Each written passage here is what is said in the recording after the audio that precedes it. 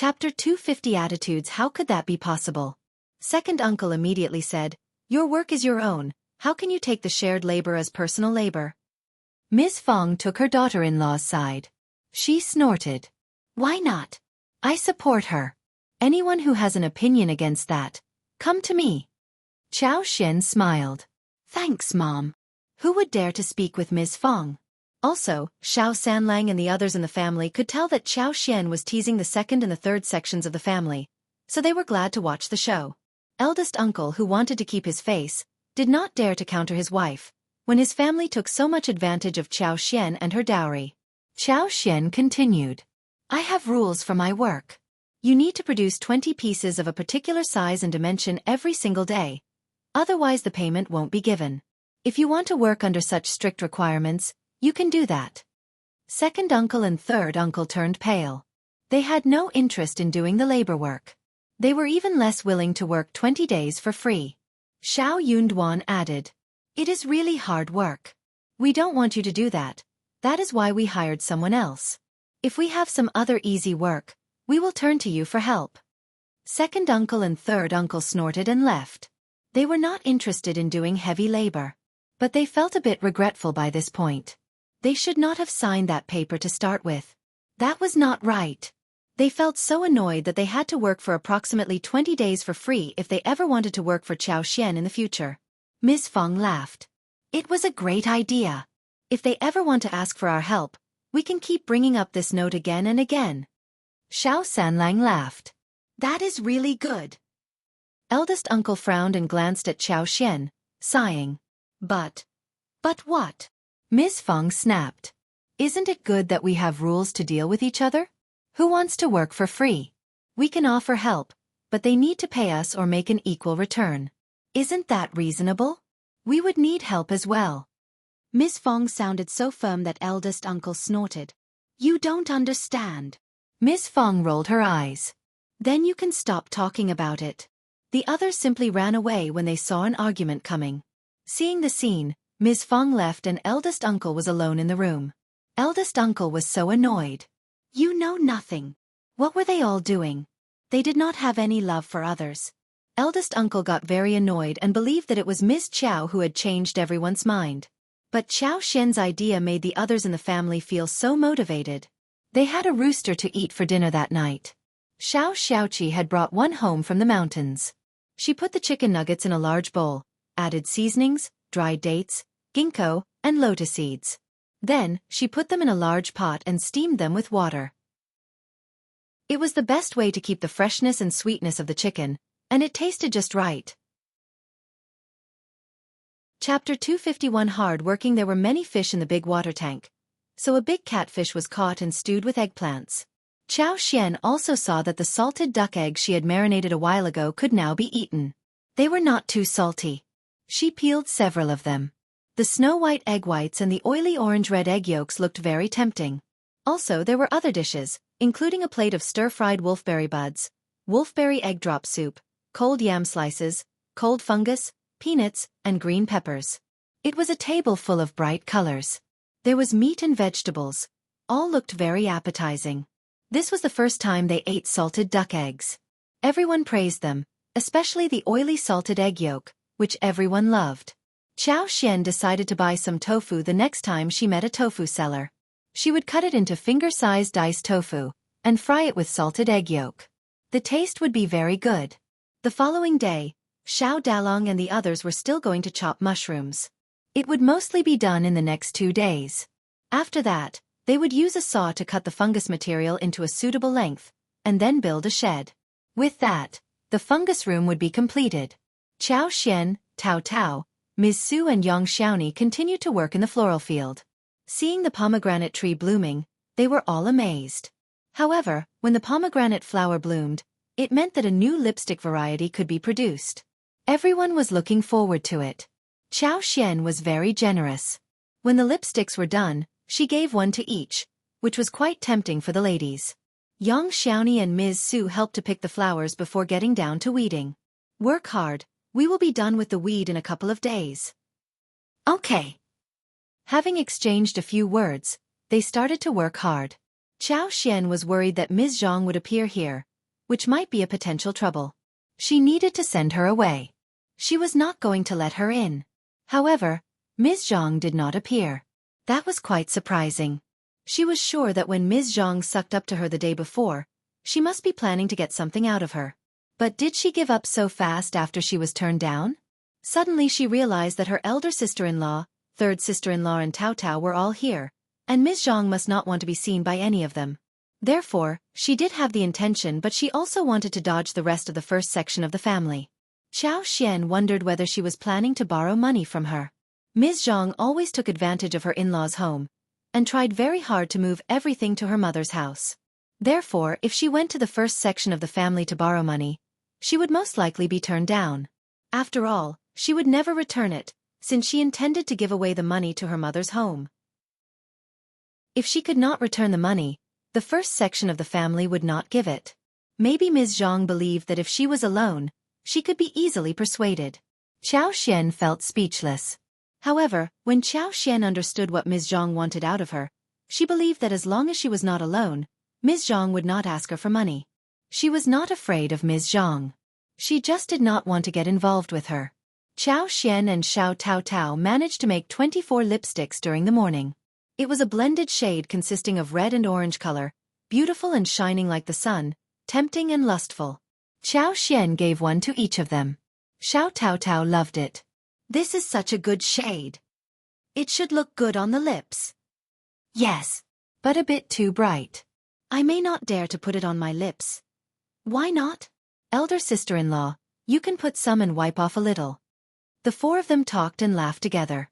Xiao Xian threw a look at the yard, and used her superpower to ripen 2 watermelons. She asked Xiao Tao Tao to help her carry them home. Chapter 252 Watermelon. Let's see if they taste good at lunch. Xiao Tao Tao smiled. Of course they are sweet. You planted them. Xiao Xian smiled. Your tongue is sweeter. Tao Tao smiled shyly. This watermelon was bigger than a large bowl, green in skin with dark stripes. At the knock by slightly buckled knuckles, it gave a crisp and elastic sound. Xiao Xian suddenly started drooling. She knew that the watermelon she planted would taste sweet. Ms. Fong and the others in the family had never seen watermelons before. They had only heard about it from Xiao Xian. Can watermelons be eaten raw? It is so sweet. I heard about a kind of sweet melon that can be eaten raw. It is very sweet. Lu Yan's eyes widened. A watermelon? Was that a real watermelon? She did not see it wrong, did she? Did second miss manage to get watermelons? Lu Yan could not help but comment. Watermelons are precious things and we don't usually see them here. Every summer, old master can get 3 or 4. He and Madame Chiao take them as treasure. When you cut the red melon inside, there is a lot of juice and a fresh fragrance. I heard that it tastes very sweet. Lu Yan was a maid, but she worked for the county magistrate, so she did have some knowledge about unusual things. Hearing what she said, everyone looked at the watermelon with respect and treated it carefully. Is it so precious? Then it must be a good thing. We are so lucky to get a taste of it. Miss Feng asked. Miss Chiao, just save them to make money, since they are so precious. They all nodded and agreed. The farmers knew that precious things should not be ruined, but sold. That was what a farmer's family normally thought. They were already very satisfied and grateful to have been able to taste this precious thing. After all, that was something even the county magistrate believed as being precious. Xiao Xian smiled. Mom, we have many more in the yard, and soon they will be ripe during summer. We can eat them as much as we can, not as precious as you think. We have enough seeds and we can plant as many as we want. Ms. Feng smiled and waved her hands. Just sell them for money, we don't want to eat them. It is fine, we have a lot of money now but we need good food. We can plant some more next year and sell them. Ms. Feng laughed. Ha ha. As she thought about the fact that the family was not bad for money now, and watermelons could be grown in this field as Xiao Xian said, it was not too uncommon to be able to grow them in the field. So she said nothing more. But what she did not know was that Xiao Xian had used her superpower to ripen the watermelon, otherwise they would not grow this big. Normal people would not be able to get this without spending much energy, and the fruits might not have grown so well either. Honestly, watermelons attracted bugs. If it was raining during flowering and fruiting, the fruits might be dead. But for Xianxia, none of these was a problem. She could always dodge it successfully. Therefore, her watermelons grew well, big and numerous. Ms. Fong and the family had no idea about this, so they believed what Xianxia said about how to plant them, and dropped the idea of thinking of them as precious. Chapter 253. Not herself. Xianxia placed the 2 watermelons in the cold water bucket, waiting for Xiao Dalong and the others to return to have a taste. Ms. Su asked Xianxia in a staggering voice. "Fifth sister-in-law, can I take some seeds to my mother's home, so they can plant some next year too?" "Sure." Xianxia nodded without hesitation. "The black seeds are ripe. You can take back as many as you want." Overjoyed, Ms. Su said, "Thanks so much, fifth sister-in-law." Ms. Su felt so happy when her request was granted so easily. After lunchtime, they surrounded the table and looked at the watermelon with wide eyes. Ms. Fong felt a bit nervous as she cut it. With a crisp and low sound, the watermelon burst open. The flesh of the melon was bright red, with countless black seeds inside. This watermelon was brought back from the wild. It was not the excellent variety like the modern times. There were relatively many more seeds. But the watermelon tasted much fresher too. "It tastes so good." Xiao Sanlang swallowed down the seeds. Yang Xiaoni licked her lips, smiling. "Yes, it looks very tasty." Ms. Fong threw a look at the couple, who were only out for food. She cut the watermelon into pieces and picked them up carefully. Everyone picked up a piece each and the juice filled up their mouths. The flesh was soft and the juice was abundant. The fresh sweetness instantly captured all the perceptions in the mouth. In an instant, all the cells in the mouth were mobilized, and they couldn't wait to swallow. Different voices rang in the room. "I want more. Oh God, it is so tasty. Sweet and juicy, full of flesh. No wonder it is precious. So tasty. Ah, I can eat up the whole thing." They all spoke highly of the fruit and just could not stop. Even Lu Yen was given a piece. Lu Yen was so startled that she could not help but remember how it tasted after all. That was watermelon. A precious thing. Second Miss could do everything. They ate it all up except for the 2 large slices left to Xiao Xiaoqi, who was in the mountains. It tasted great. Xiao eventually fell in love with the taste. Sweet, fresh and drooling. In the scorching summer, at noon with the sun in the sky, eating watermelons soaked in ice-cold water was so pleasing. The watermelons had numerous seeds, but it did not hurt. Xiao did not want to sell them, but there were many of them at home, and they could not finish them alone. She was not giving this fruit to anyone else. Her father-in-law no longer mentioned giving it to the other sections of the family, though he had that intention. Xiao ignored him conveniently. Shen had already made the plan about how to sell the watermelons. She intended to visit Mingren Tang in a couple of days and talk to manager Qin about it. Maybe the watermelons and tea leaves could be sold through them. She herself would never show up to do so. Otherwise, Officer Chow and Madam Chow would get a clue. Chapter 254. Not returning. Thinking that even her parents were not able to eat these precious things throughout the summer, Xiao could not help but feel glad. She was going to sell the watermelons at a high price to some rich people. Someone like her parents. Dinger Zhu and Ms. Zhou were not living a good life. The water and field had been opened by someone else and Dinger Zhu was left with barren land. He had no money to buy a field. He could earn a little bit by opening a few mu, and when he had more money, he could sign a contract. But no one would expect to give the money in advance. At this rate, they would definitely starve. Opening fields was not easy, especially when the weed was growing so crazily. Their son was only 3 years old and he could not be away from his parents, but Ms. Zhou did not want her husband to work alone. She was anxious too. 2 of them were very slow, but one person alone could not finish the work. Half of the year had already passed. Now they needed to hurry up to open up wasteland, plant some taro, soybeans. They hoped to rush into harvest before winter came. If it was delayed, there would be no harvest in autumn and winter. Then what would they do?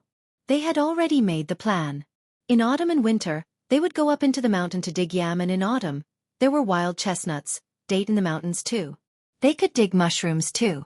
They would probably ask the first section of the Xiao family to see what they could eat. Also, Ding Zhu would chop some wood and sell it in the town. In this way, they might be able to buy some thick clothes and food for winter. It was so difficult to live through these days. But they would not regret this life which they had chosen. They were going to continue to persevere no matter what. The couple had to bring their son along for the wasteland opening. They put the son under the tree and started to work. The 3-year-old was so naughty that he kept playing with mud, stones, weeds, and when he was fed up with it, he ran around. Ms. Zhou had no choice but throw away the shovel to catch her son.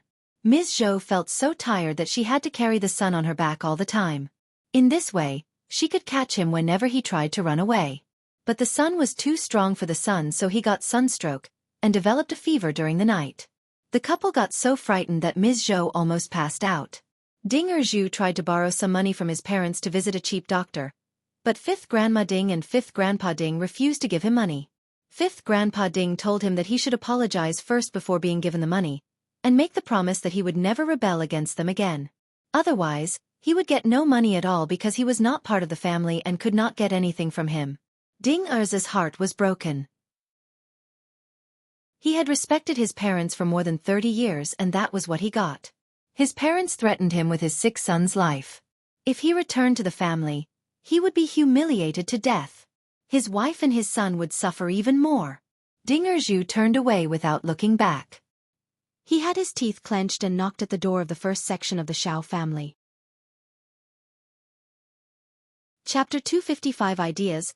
He did not want to cause trouble to Ms. Feng, but the first section of the Xiao family must be the only people who would be willing to help them, under such circumstances. Ms. Feng was a kind-hearted person, and her family was capable enough to help them. The other families might offer vegetables, bowls of rice, but never money. Hearing what he said, Ms. Feng was startled and loaned him 50 when immediately. Ding Zhu thanked her with tears in his eyes and hired the doctor from the next village overnight. Luckily, the boy was not seriously sick.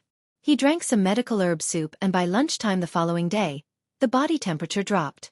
Although it arose a little bit later, yet eventually, it dropped after 1 day. The couple guarded the boy throughout the whole night and did not dare to move away. They felt as if the sky had fallen down. Ms. Feng and Ms. Qiao visited them the first day, and came to see them again the next day. They had some food with them, including some vegetables and the rooster that Xiaoqi had hunted. Qiao Xian even brought a big watermelon for the child to eat, but she told them not to feed the child too much at one go. Ding Zhu and Ms. Zhou felt really grateful. Ding Zhu almost kneeled down to kowtow to Ms. Feng, who asked Ms. Zhou to help him up. Ding Zhu wiped his eyes and said, "Ms. Feng, you are such a great family. We will never be able to pay back for what you have done for us. Please, tell us whenever you need us to do anything. We are strong people and we will pay you back in our next life too." Ms. Feng sighed. "Just drop it. We are living in the same village. You two are diligent people and you will definitely have a good life." Ding Zhu and Ms. Zhou nodded hesitantly, accepting Ms. Feng's good intention. But they really could not imagine what on earth their future would be. Would they get better? They just could not see any hope. Ms. Feng and Qiao Xian exchanged a look, as Ms. Feng coughed and said, "You can't go on like this. The boy is too small to leave you, and you have nothing here, and you won't make it through winter. I have an idea. Would you like to listen?" Ms. Feng's words hit Ding Zhu and Ms. Zhou's hearts. That was exactly what they were worried about. Hearing what Ms. Feng said, the couple looked suddenly motivated. Ms. Zhou said, "Ms. Feng, you are a nice person. Please tell us what ideas you have. If you can help us, we will be really grateful." Ding Zhu nodded. The couple looked at Ms. Feng expectantly. Ms. Feng knew of Qiao Xian's good fields at the Jianghu village, and it was Qiao Xian's proposal in the beginning. So she thought about this and believed that it was a good idea. She knew about this couple. They were both very honest and down-to-earth people. Moreover, their child was so pitiful. They could help Qiao Xian to guard the fields, and could also live a better life themselves. Ms. Feng told them about this, but asked them to keep the secret. Qiao Xian was the daughter of the county magistrate. When Ding Zhu and Ms. Zhou heard about the fields, they did not find it strange. They assumed that those fields were just the dowry. They knew all about keeping the secret. The Xiao family had their own problems. The second and the third section of the family were greedy for Qiao Xian's properties, and hence, Qiao Xian needed to keep it a secret. Chapter 256. Nosy. The couple got overjoyed and could not wait to immediately implement the plan. Don't worry, we will work hard and watch the fields, and we will never reveal anything to anyone. Ms. Zhou sobbed. I really have no idea what to say. Xianxia smiled. I need to hire someone to watch over the fields anyway. We know you well and trust you. Some land officers can be sneaky and the business may not be so easy. So, please, second Uncle Ding, I will check the fields every 15 days. The rest will be in your hands. Ding Zhu panicked a little, feeling nervous and anxious. He had never watched over any fields before, and he had no idea whether he would be able to do a good job at it. But he cherished this opportunity that no one else had got. Also, for his family who had already fallen in despair, it was an excellent thing. I will be fully devoted. When the deal was done, Xianxia told them with a smile that they should move there early, in fact the next morning. She asked them to wait outside the village. She and Xiao Yunduan would take the bull there and pick them up. Since the deal was a secret, no one from the village should see them together. Ms. Zhou and Ding Zhu nodded. As the couple said bye to Ms. Qiao and Ms. Feng, both of them felt a huge load off their chests. They were highly motivated. Good, this is good. Yeah. Ms. Feng and her whole family are nice people. We have to work hard. Yes, of course. At 5th Grandpa Ding's home. 5th Grandpa Ding heard about Ding Xiaoxi's fever getting better and let out a sigh of relief. But then, he felt even more annoyed. He believed that the Xiao family should not get involved with them. But for the Xiao family, he might have forced Ding Zhu and his wife to come back home. As of now, he looked like the ruthless one. Nosy family. They are burning their money. 5th Grandpa Ding complained and asked 5th Grandma Ding to take 10 eggs, several kgs of rice and some beans, eggplants and chilies to visit Ding Zhu and his family. Just go and check on them. They are still part of the Ding clan. 5th Grandma Ding snorted unhappily but did not counter him. Yes, they should not be too cruel because the villagers were spreading all sorts of rumors. But it was their fault. It was her second son and his weird family who knew nothing better. They were weirdos who pretended to be honest and obedient. They were actually the opposite. This matter should not have become such a big deal. 5th Grandma Ding got so annoyed whenever she thought about this. Visit them? Give them food? No way. They don't deserve the eggs. They will never get any food from us. 5th Grandma Ding snapped and took 4 eggs out of 10, and scooped out a bowl of rice. After that, she left for Ding Zhu's residence with the eggs, rice and vegetables.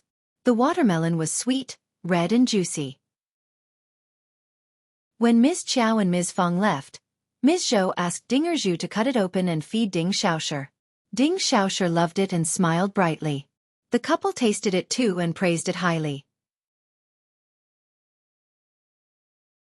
Chapter 257. How dare he? What is this watermelon? It tastes so good.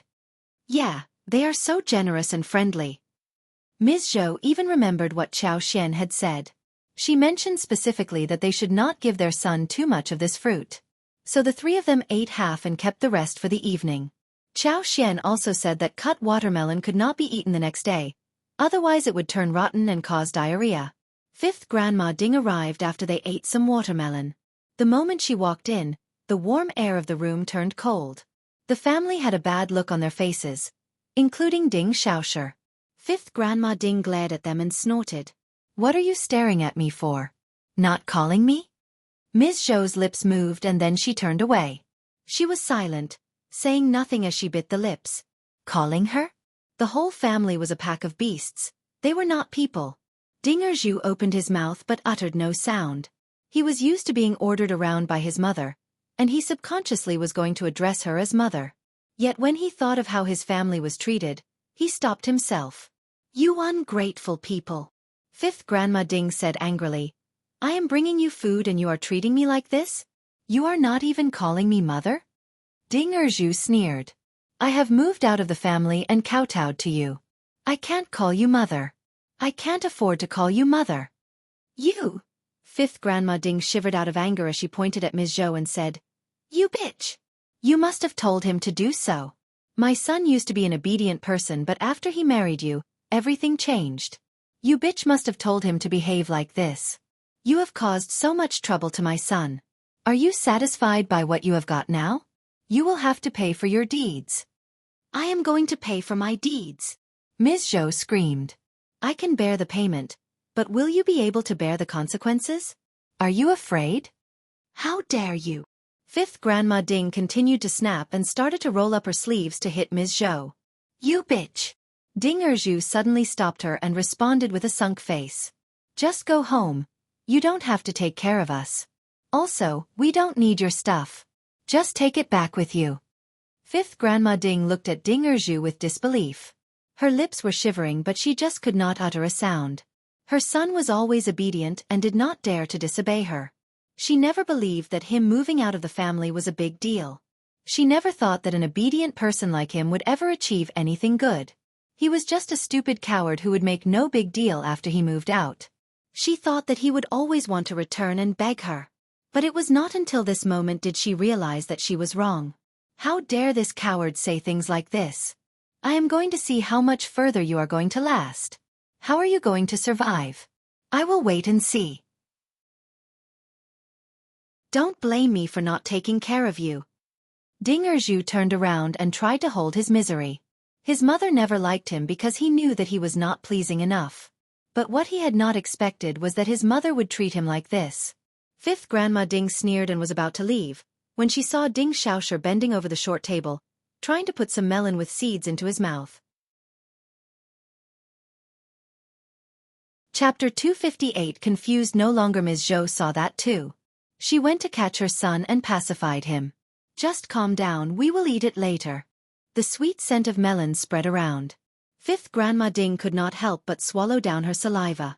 She could not help but ask, what is that thing? Where did you get it from? Ms. Zhou became vigilant and snapped. Ms. Fong gave it to Shi, a watermelon found in the mountains.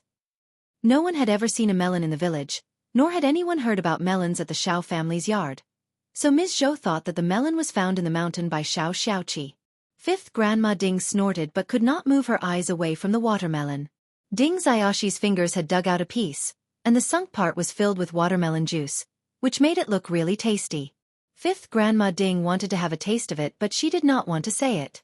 The truth was that she was drooling already. In the past, Ding Erju would have cut a generous part and given it to her, but Ding Erju and Ms. Zhou showed no reaction now. Fifth Grandma Ding snapped, when she could not ask for it openly. They always bring a lot of things home, but watch out, they eat mushrooms that kill people.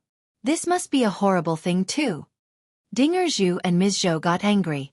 Ms. Zhou said in a trembling voice, it is none of your business. Ms. Fong was so friendly and they had accepted her offer.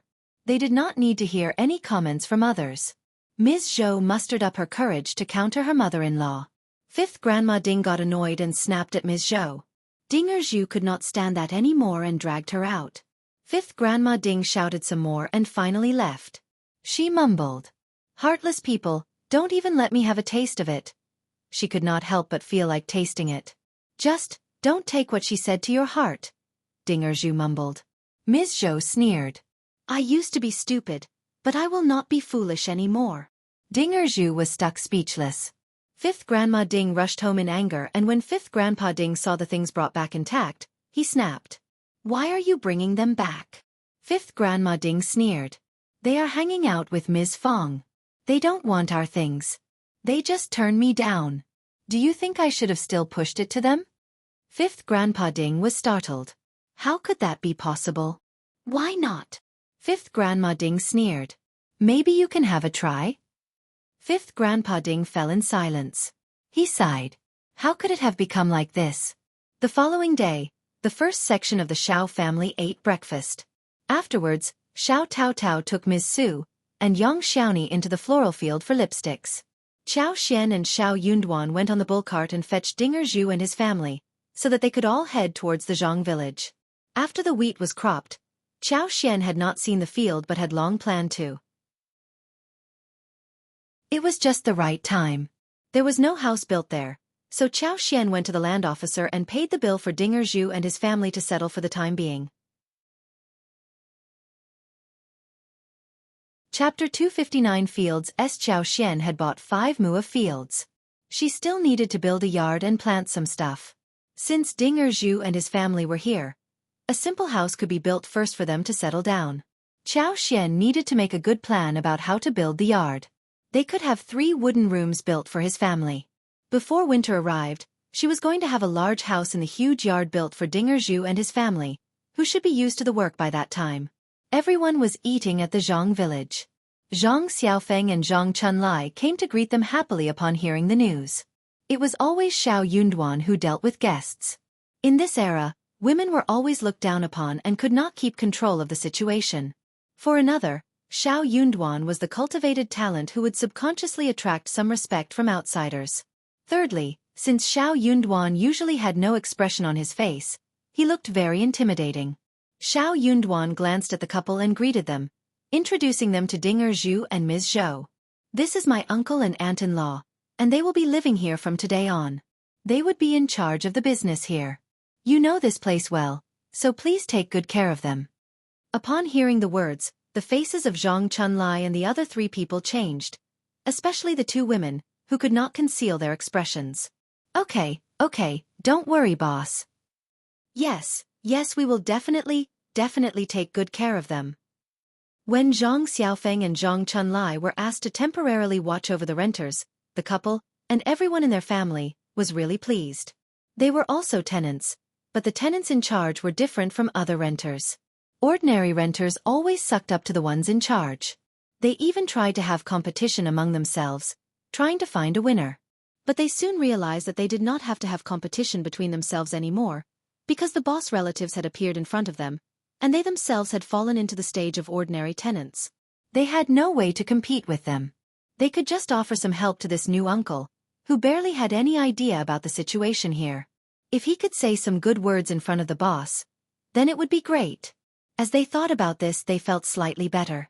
Xiao Yunduan asked the couple to eat lunch at the land officer's family together. The couple nodded and agreed. Their wives were not supposed to eat along with them, so they said hello and left.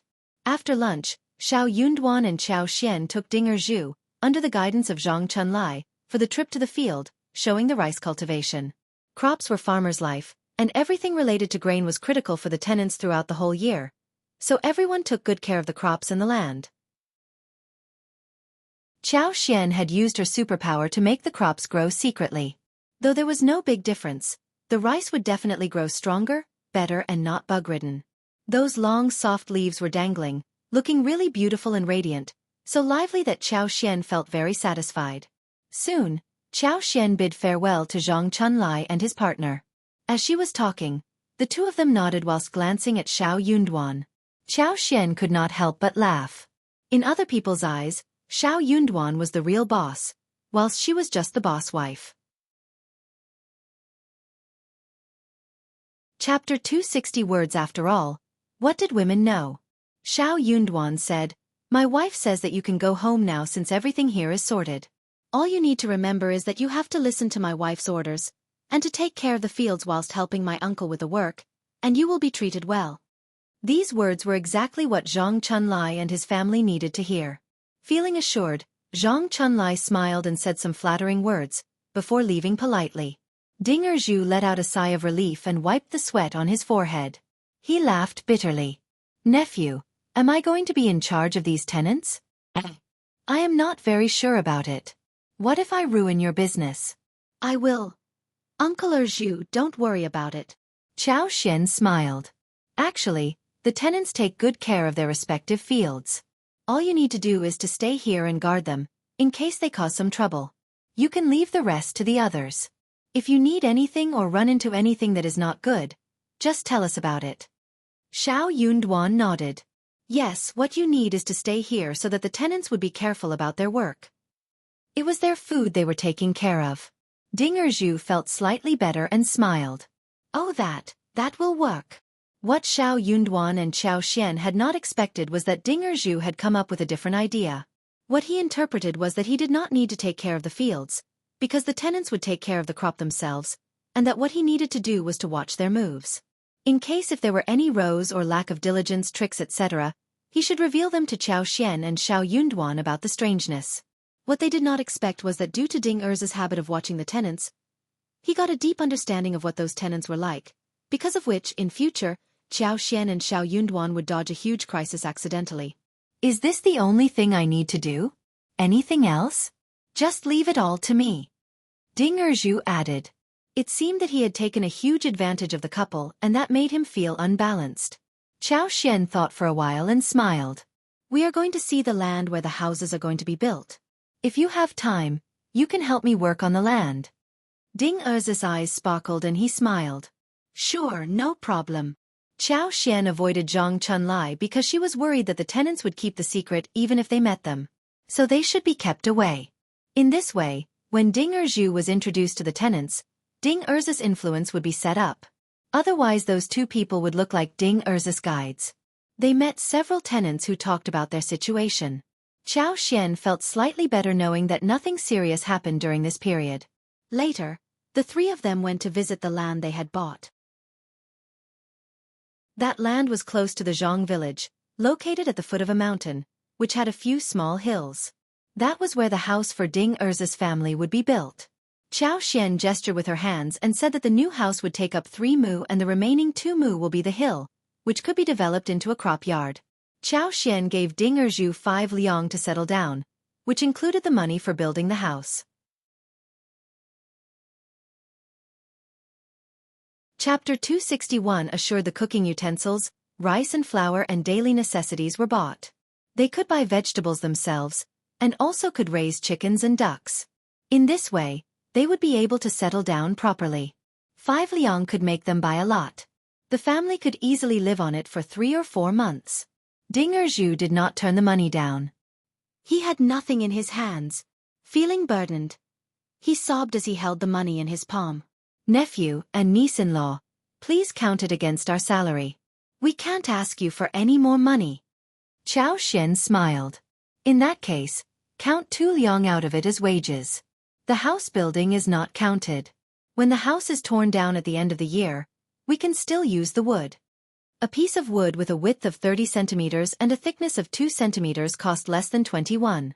3 taels of silver, including labor and roof, was enough to cover a simple wooden house for their family of 3. Ding Erzu nodded and agreed. They could start a family and live frugally in that 2 liang. Luckily, it was still summer and they did not need to care about heating yet.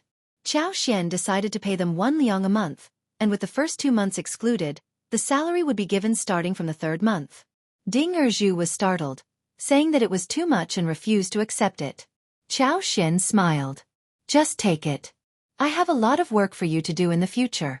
You will know soon. By that time, if you think that I pay you too little, feel free to tell me. Xiao Yunduan added. Please take it. The money isn't much when you realize how much work you need to do. We are paying others on our payroll, the same money. Ding Erzu had to accept it since he failed to turn it down. Okay. But don't worry, I will watch over the fields for you diligently. After Xiao Yunduan and Xiao Xian left, Ding Erzu told Ms. Zhou about the money, who cried. I miss my Ding Xiang. She was such a nice child. I wish I had. I had. Ding Erzu replied with a pale face. It was my fault. Ms. Zhou felt sorry for him and shook her head. No, it is not.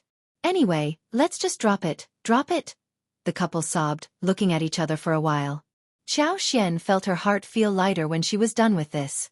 Zhang Chunlai was not part of her family and she had no time to train her employees. So she hoped that Uncle Erzu and his wife should be able to do that well on her behalf. After 3 days, Xiao Yunduan would go to the college for discussions with his fellows and teachers. Xiao Xian told him about going into town with him, so she could visit Manager Qin at Mingren Tang to talk about tea leaves and watermelons. Xiao Yunduan did not turn her down, but he still felt quite worried. At that time, you should stay at Mingren Tang and not run about. Manager Qin is our friend, and he won't set us up. Feeling warmed, Xiao Xian smiled. Don't worry, I won't wander around. Manager Qin would not be able to set me up so easily. Xiao Yunduan smiled and nodded.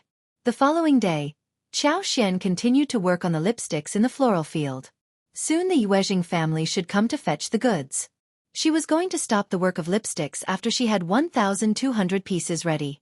Xiao Xian did not foresee that Yuezhing Xiao would come to the village personally, and that Xie Jingrong would be with him too.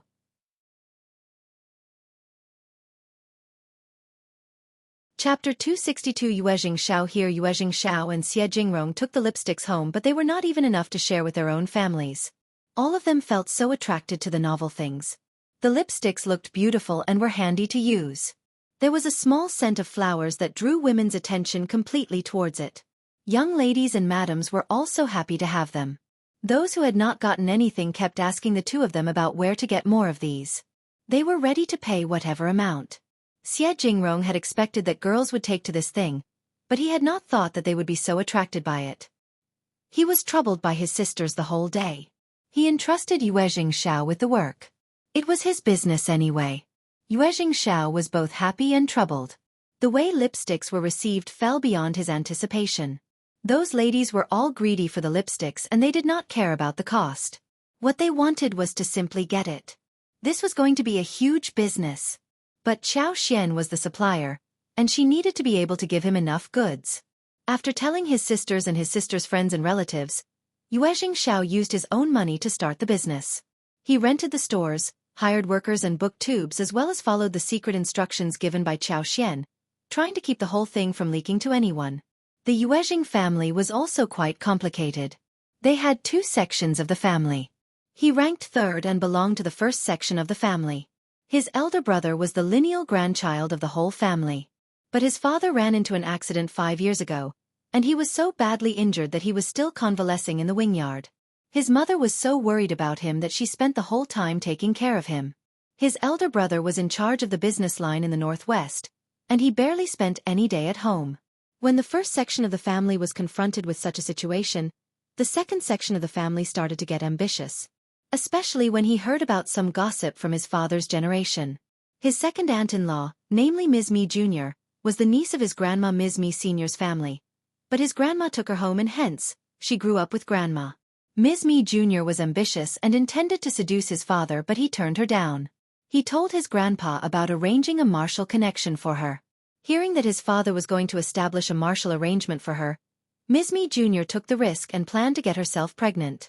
However, his father had always been cautious against her, and did not fall for the trick. However, his second uncle ended up falling in the honey trap. Grandma got so angry that she almost passed away when she knew what happened.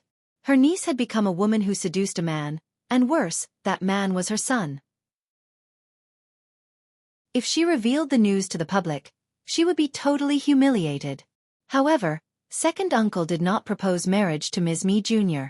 But Ms. Mi Jr. tried to convince him and the couple kneeled down in front of his grandparents, begging for the marriage. But Grandpa turned down Ms. Mi Jr.'s proposal of becoming the lineal wife. She had used a terrible method to come into the family before the lineal son got married, which was quite disgusting.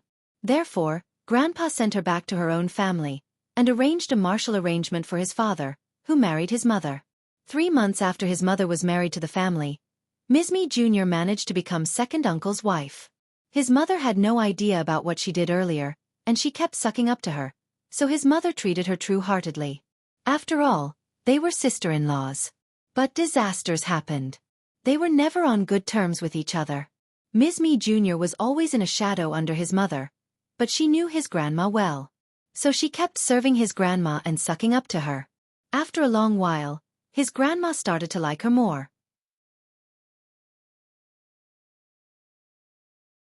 Chapter 263 Widow's son. Luckily, her tricks did not work on his mother, except that there was some trouble caused by her. She gave birth to 2 daughters and no son, and after she gave birth to the elder daughter, she did not get pregnant for 3 years. So his grandparents gave second uncle a concubine, who soon gave birth to 3 sons. Ms. Mi Jr. got so annoyed that she blamed the first section of the family for causing all her misfortunes. After Grandpa passed away, she kept instigating his grandma to do something. When his father had an accident and his mother took care of him, his elder brother was barely home as he was in the Northwest running business. He just did not want to go home and let Ms. Mi Jr. do whatever she wanted. The housekeeper, the accountant-in-chief as well as some important managers were all working for the first section of the family. Ms. Mi Jr. as well as the elder sister-in-law was in charge of food supply, whose account was checked every half a year.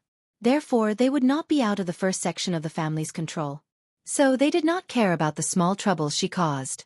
His grandma was going to pass away soon, and when she did, they would live separately. Therefore, He had already started to plan his future 2 years ago. He had been running private business these years, and the business was growing very well.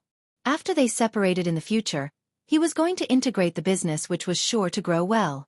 Therefore, how the second section of the family did had nothing to do with him. He was so surprised by how the response to the lipsticks turned out. It was going to be a huge business. He was going to open some high-end stores for cosmetics. Feeling bored and attaching great importance to this business, Xianxia decided to go to the county again personally. He asked Xie Jingrong whether he wanted to come along. Surprisingly, Xie Jingrong agreed, and both of them went onto the wagon and headed out. Xianxia was very curious why his spontaneous idea was approved by Xie Jingrong. Xie Jingrong did nod at this proposal. The two of them had some pastry, tea leaves and gifts ready and started to head towards Xiaoding village. The servants and the coachman had no idea about the way, so they kept asking around. They still needed to ask about where Xiao Yunduan and Xiao Xian's home was. Xiao's servant, Chu Shan, hopped off the wagon and looked about. Seeing an aunt walking not far away, he went up and greeted her. "Please, where is Xiao Yunduan, the cultivated talent's home?" The aunt whom Chu Shan asked was none other than Widow Sunday. Hearing that he was asking about Xiao Yunduan, Widow Sun got really furious. But as she turned around and looked at the wagon, she saw Xiao and Xie Jingrong. They had lifted the drapery and were looking around, chatting happily. Widow Sun was not standing very close to them, but she still caught a vague look of Xiao and Xie Jingrong. These two young masters looked so handsome, and rich too. She smiled. "Are you cultivated talent Xiao's friends?" Chu Shan thought for a while and nodded with a smile. "Yes, we are." Widow Sun felt even more jealous. How was Ms. Fong lucky enough to get cultivated talent as her son, who had rich friends and even married a rich daughter-in-law? Widow Sun felt so annoyed about Xiao Yunduan. 2 years ago, her daughter Ding Qingqing told her bashfully that she wanted to marry Xiao Yunduan, but Widow Sun had rejected her proposal. At that time, the first section of the Xiao family was under the control of the second and third sections of the family, and Xiao Yunduan had not yet made it to cultivated talent. So Widow Sun was not very satisfied with his family.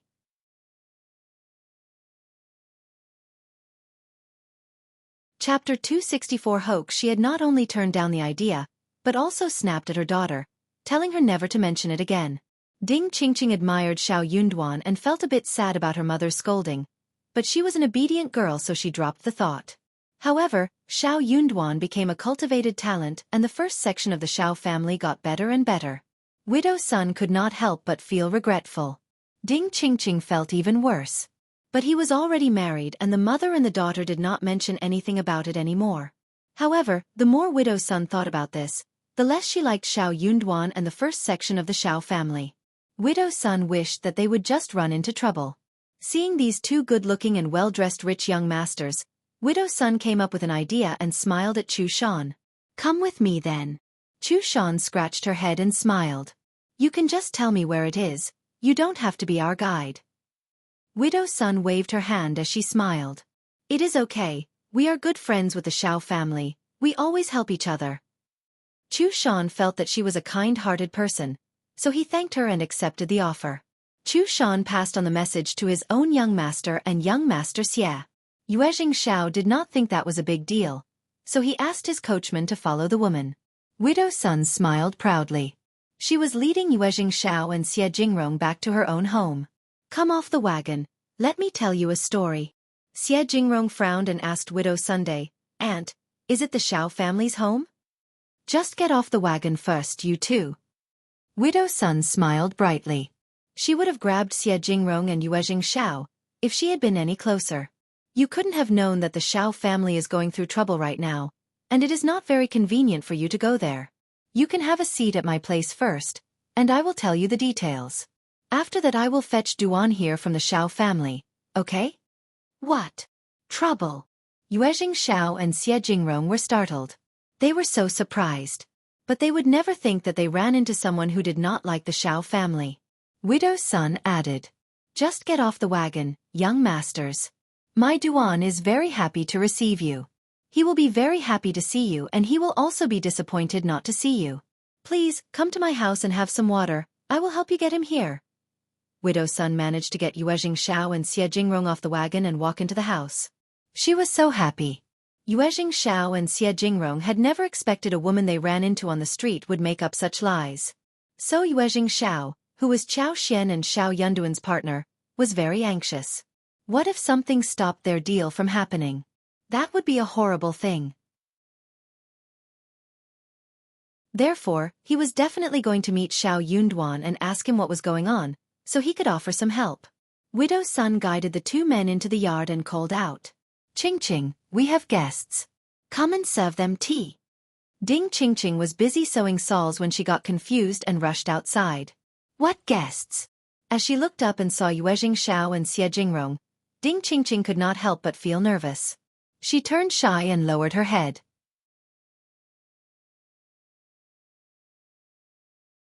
Chapter 265 Widow Sun's plan. These two young masters looked so handsome. She could not help looking at her mother, with her heart throbbing. Where did her mother get those guests? Was she trying to make a suitor for her? These two young masters were so good-looking. Which one should she say yes to? She was so shy that she did not even dare to look up at them. "What are you standing here for? Go and pour the tea." Widow Sun smiled and said passionately, "Come young masters, come to the room." Widow Sun did have a plan. Those young masters must have come from rich families, and she was going to make them do something for her. If one of them fell for Qingqing, things would work out.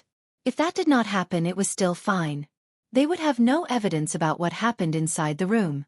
If they did not pay her well, they would not be allowed to leave. The reason why Widow Sun dared to set up Xianxia and Jingrong was because she looked down at Xiao Yunduan. In her opinion, these two rich young masters hung out with Xiao Yunduan because they were pretty, not because they were really rich, since Xiao Yunduan was so poor himself. She looked at the wagon, which was very ordinary, and they only had one page boy with them. These young masters who had only little money were the easiest to take control of. Moreover, they were currently at Xiaoding village, and the villagers would always favor her and her daughter. They could not possibly belong to some powerful families. They would definitely have to accept everything they were told under pressure. If these two men had some accident on their trip to Xiao Yunduan, then they would definitely hate Xiao Yunduan and cut off their friendship with him as well. Definitely. As a result, they would refuse to hang out with him in the future. Widow Sun started to imagine everything in her mind vividly. Ding Qingqing nodded as she tugged her own clothes. She glanced at Xianxia and Jingrong and ran into the room with a red face. Xiao's face changed. He put his hand over Jingrong's wrist and said, "Let's leave." The two men turned around and hurried away. Jingrong did not need to be reminded twice. He had noticed the strangeness of this whole thing. They were not innocent young masters. They had met so many curious and strange women. They had thought that rural women were relatively more honest, but after they walked into the yard and found these two women alone, they were worried that they were planning something nefarious, especially judging from the way the older woman was behaving. Hence, they decided to leave directly. They did not want to get involved with something weird. Widow Sun had not even realized what happened, when Xiao and Jingrong already went onto the wagon and hurried away. Widow Sun rushed out after them, but the wagon was already far away. "You!" Widow Sun snapped and stomped her feet. "Assholes!" Her plan was about to be accomplished when it was ruined. Ding Qingqing was feeling bashful and wondering which young master to pick. She quickly combed her hair, washed her face and went to pour the tea. However, when she came out with the tray, the two young masters were long gone, so was her mother.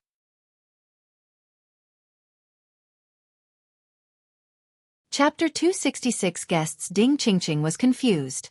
She put down the tray and rushed out, asking her mother who was coming back into the house. "Mom, where are the two young masters?"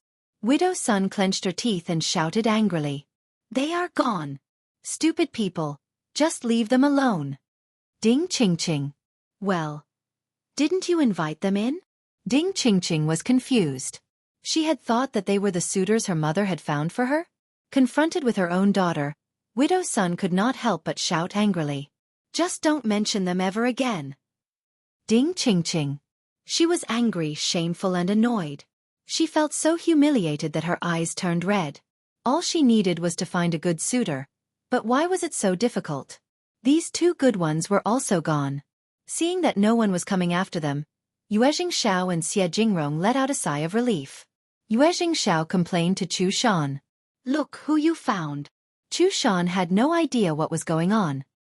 He said with surprise on his face, "Third young master, what is wrong with that ant?" "Stupid," Xiao said angrily. "I don't know if there is anything wrong with her, but she only has her daughter with her at home. We men should not just go in randomly." Xie Jingrong added calmly, "Men and women should not stay too close to each other. They were alone and they still invited us in. They did not have the right intention." Chu Shan was dumbfounded. "Third young master Xie, I did not do that on purpose. I really did not expect that. Just be careful." Xiao hit his head on the fan. "I will let you go if you continue to be so stupid." "Don't." "Third young master, I will be much more careful henceforth." Xiao snorted. "One more problem, you are fired." "Ah. Okay, no, I want, please." Chu Shan continued to ask around for directions. He found 2 children and asked them. Women could be sneaky, and men could have other thoughts, but children would not lie, right? The 2 children did not lie to him. They showed the direction passionately and the carriage finally arrived at Xiao Yunduan's home. Ms. Fong and Lu Yan were alone taking care of the children and doing chores. Ms. Fong had not seen anyone like Xie Jingrong and Xiao before. They had a different, special air around them, and that made her feel a bit nervous. Lu Yan's eyes widened. She said with surprise, "Young Master Xie, and Young Master Yuezhing, what are you doing here?" Xiao and Xie Jingrong were a bit hesitant when they saw the house full of women. But hearing what Lu Yan said, they were dumbfounded. "Who are you?" Xiao was very confused, wondering who she was. Lu Yan smiled. "I am the maid working for Officer Chow. I met you at the mansion." "Okay." Both of them felt slightly assured. Maid from Officer Chow's mansion was here, meaning that she was here with 2nd Mississippi. Then they had come to the right place. Xiao smiled. "We are here visiting Xiao Yunduan. Is he at home?" Lu Yan smiled. "Oh, you are visiting him?" "Yes, he is studying in his room. I will fetch him now."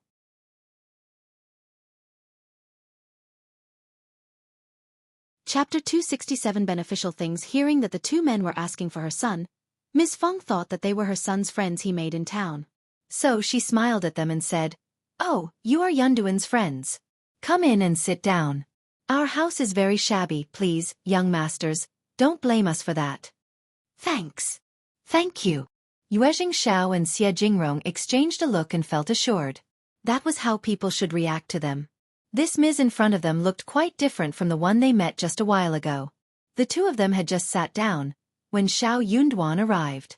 He was startled too. He went forward and greeted them. They exchanged a few random words when Lu Yan served them tea and retired. Ms. Fong took her grandchildren to the yard instead of disturbing their conversation. After a few moments, Xiao expressed his intention of coming over. "We are just curious about where you live. Brother Xiao, you just don't know how popular lipsticks have become. My sisters, cousins and their friends are all waiting to get some more. Please, Brother Xiao. Does Mrs. Xiao have any more available? We are going to make a huge fortune from it." Xiao spoke vividly. Xiao Yunduan finally understood what was going on. He really wondered what these 2 young masters were doing here all of a sudden. They needed the lipsticks. But hearing what Xiao said, Xiao Yunduan was very happy that the lipsticks were so well received. He even felt slightly proud. That was something his wife had invented. Her invention had made the ladies in the town so obsessed about it. His wife was really capable. She was excellent. Xiao Yunduan nodded with a smile. "Ever since we separated last time, my wife has been busy making lipsticks with her sister-in-laws and sisters.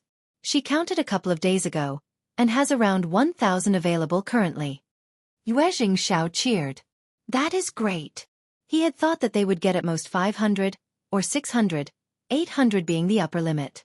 But they had managed to make 1,000 lipsticks. That was beyond their anticipation. The 2nd Miss of the Chow family, Mrs. Xiao, was really capable. Before he came to this place, he even thought about providing some trustworthy servants and maids for Xiao Yunduan and Xiao Xian to help them with the work. But it seemed that the help was not needed. Xiao laughed with a smile. Brother Xiao, I want them all. Xiao Yunduan smiled. Sure, but please, young Master Yuezhing, do remember not to reveal the source of the lipsticks to anyone. Xiao Yunduan was not worried about the other sections of the family because Qiao Xian's industry could not be copied by either of them. But he was worried about County Magistrate Qiao and Madame Qiao. Yuezhing Xiao came to their door personally and asked for the supply politely, only because the lipsticks were very popular and produced large profits. No one would refuse to get involved with any profitable business. He wasn't sure about the county magistrate, but if Madame Qiao knew that his wife was able to make so much money, she would never leave her alone. Yuezhing Xiao knew clearly what those people were up to. He said calmly, "Don't worry, Brother Xiao, I remember it well. I will tell my servants never to reveal a thing. And, don't call me young Master Yuezhing. Just call me Brother Yuezhing instead."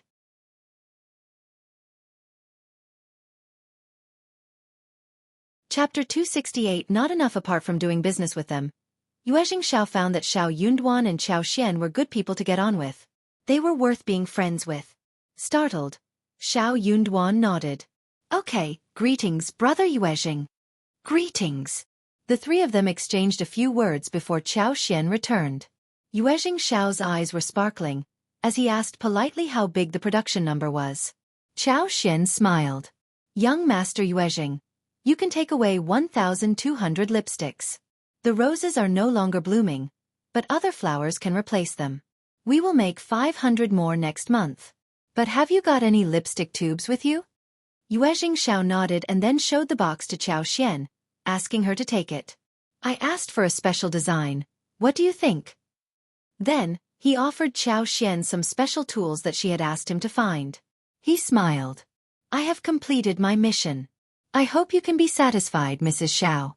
Seeing the jade-made jars and all tools including the pestle, small hand mill, large and small beakers, funnels, filter utensils, Qiao Xian smiled. "Thanks, young Master Yuezhing. You have done very well." Yuezhing Xiao smiled. "Great." Yuezhing Xiao and Xie Jingrong both understood that they made the lipsticks in the floral fields, which should be their business secret, so neither of them proposed to visit there. Yuezhing Xiao said in a joking tone that he did not need to worry about lipsticks, and that he could sell as many as he wanted. He just wondered whether she wanted to expand the scale. Qiao Xian shook her head and turned down the proposal. She did not think that it was time yet. It wasn't a very easy thing. Her superpower would urge the flowers to bloom, but if that was going to be a big business, she needed to stay away so that the business chain could develop well. For example, she needed a lot of staff to work on the whole process, which would cause a lot of trouble and which was not something she was able to do right now. Yuezhing Xiao said nothing more, though he felt that it was a pity. He just told her that she should pay attention to the news, and could just buy a few maids to work for her so that the production could be increased some more. She shouldn't be restricted to her own family members. Also, she could not hire someone who was outside her control to do the work, otherwise the business secret would be revealed. That was really a neutral suggestion, which Qiao Xian had thought about as well. She expressed her gratitude. But she knew that it was not the right time yet. She needed to wait until Xiao Yunduan passed the next level of the imperial exam. Please, God and Buddha, please, let her husband pass the next level in the year to come. She figured that Yuezhing Xiao and Xie Jingrong would stay back for lunch. So while Xiao Yunduan chit-chatted with them, Qiao Xian asked Lu Yan to help her cook some food. It was a hot day, and Qiao Xian decided to make some light dishes to serve an elegant young master like Xie Jingrong. She would avoid making chili chicken or boiled fish. He would not be used to this kind of taste. Qiao Xian hoped that the two young masters would have a good impression of her home.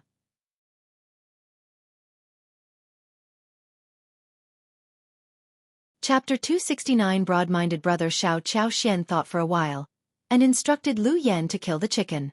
She went to the flower field to pick some wolfberry sprouts, and then to the vegetable yard to get some fresh loofah and beans. She also dug out some yams from the cellar, cut a handful of leeks, and went home. She made Lu Yan wash them all. Then, she went to the yard to pick 2 large round watermelons and let them soak in the spring water. She picked some egg-sized tomatoes. The 2 young masters were lucky. Even she herself had not eaten the ripe tomatoes yet. For lunch, she stewed chicken with Boletus and Hericium arenaceus, and battered the crucian carp with a thin layer of paste and fried it in oil. After that, There were many small river prawns that were braised and baked 2 days ago. In the meanwhile, there was steamed mandarin fish, scrambled eggs with tomatoes, and loofah soup. Beans, wolfberry sprouts and yams were all served as cold dishes. She cut the beans into pieces about 2 inches long, blanched them and placed them on a plate neatly, sprinkled some salt and drizzled them with sesame oil. Wolfberry sprouts were also mixed with sesame oil, salt and vinegar after being blanched. Some seasoning and scallion slices were added to yams and wooden ears, after being blanched. It was a table full of meat and vegetable dishes. The meat dishes were clean and bright, whilst the vegetable dishes were fresh and tender. For a farmer's family, it was an extremely good lunch. Xianxia felt a bit bored. After being seated for too long, he went around in the yard, and Xiao Yunduan kept him company.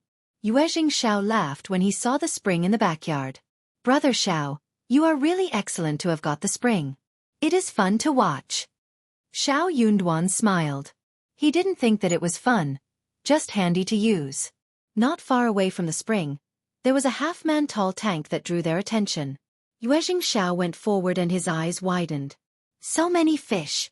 You have kept so many kinds of fish which even I don't know about." Jingrong also had a look and found it amazing. He could not help but feel gratified. "Yeah, I have never seen these many varieties of fish." That was true. He was a young master who had either seen the goldfish or carps, or fish being served as food. He had never seen these many kinds of strange fish that were swimming in the tank. Xiao Yunduan said, "My brother got the fish from the river. We keep them alive till we can't finish them. If we feel like eating one, we will get one out and make a dish of it."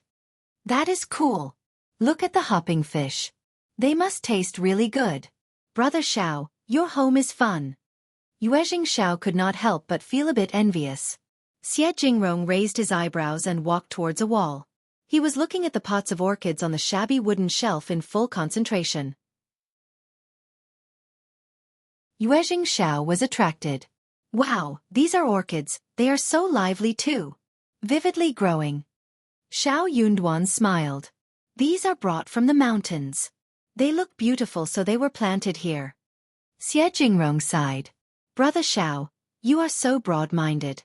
These are not ordinary orchids. These 2 pots are spring swords, this is the plain lotus tripod, this and this look like spring swords, but they are different, and here are the jade orchid and mullein, but they are not exactly the same. Should be a variant, I believe." "Brother Xiao, spring swords and plain lotus tripods are really difficult to get. These variants are so rare.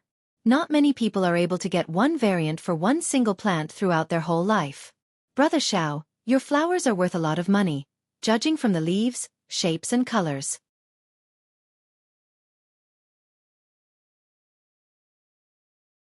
Chapter 270 Her Superpower. Xiao Yunduan was dumbfounded. Elegant scholars love to investigate orchids, but Xiao Yunduan was too poor to have developed such a money-spending hobby. But he had some knowledge of the topic. He had learned about precious orchids. He had also heard of the kinds that Jingrong mentioned. He knew that those were expensive orchid varieties. Even Dean Meng, Mr. Wu and Mr. Zhou did not possess such expensive orchids. They loved orchids and had raised a few pots. But those were just ordinary or mid-level kinds. They loved those flowers deeply.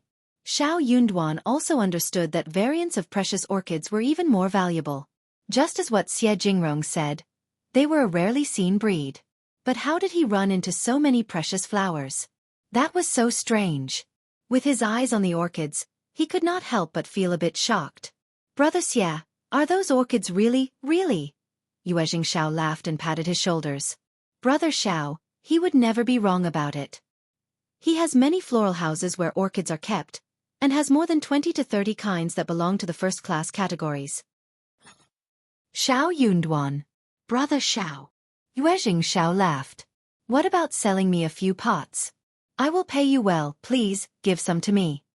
Xiao did not understand much about the orchids, but he understood clearly that those were good things as presents. When those orchids were sold to some officers and noble people, his reputation would definitely rise and the receivers would be glad to have them. Jingrong thought for a while and said, "Brother Xiao, if it is okay, could I get 2 pots too? I want one variant of jade orchid and one variant of ink orchid. If the variant of spring sword can be given to me, that is fine too." Xiao smiled.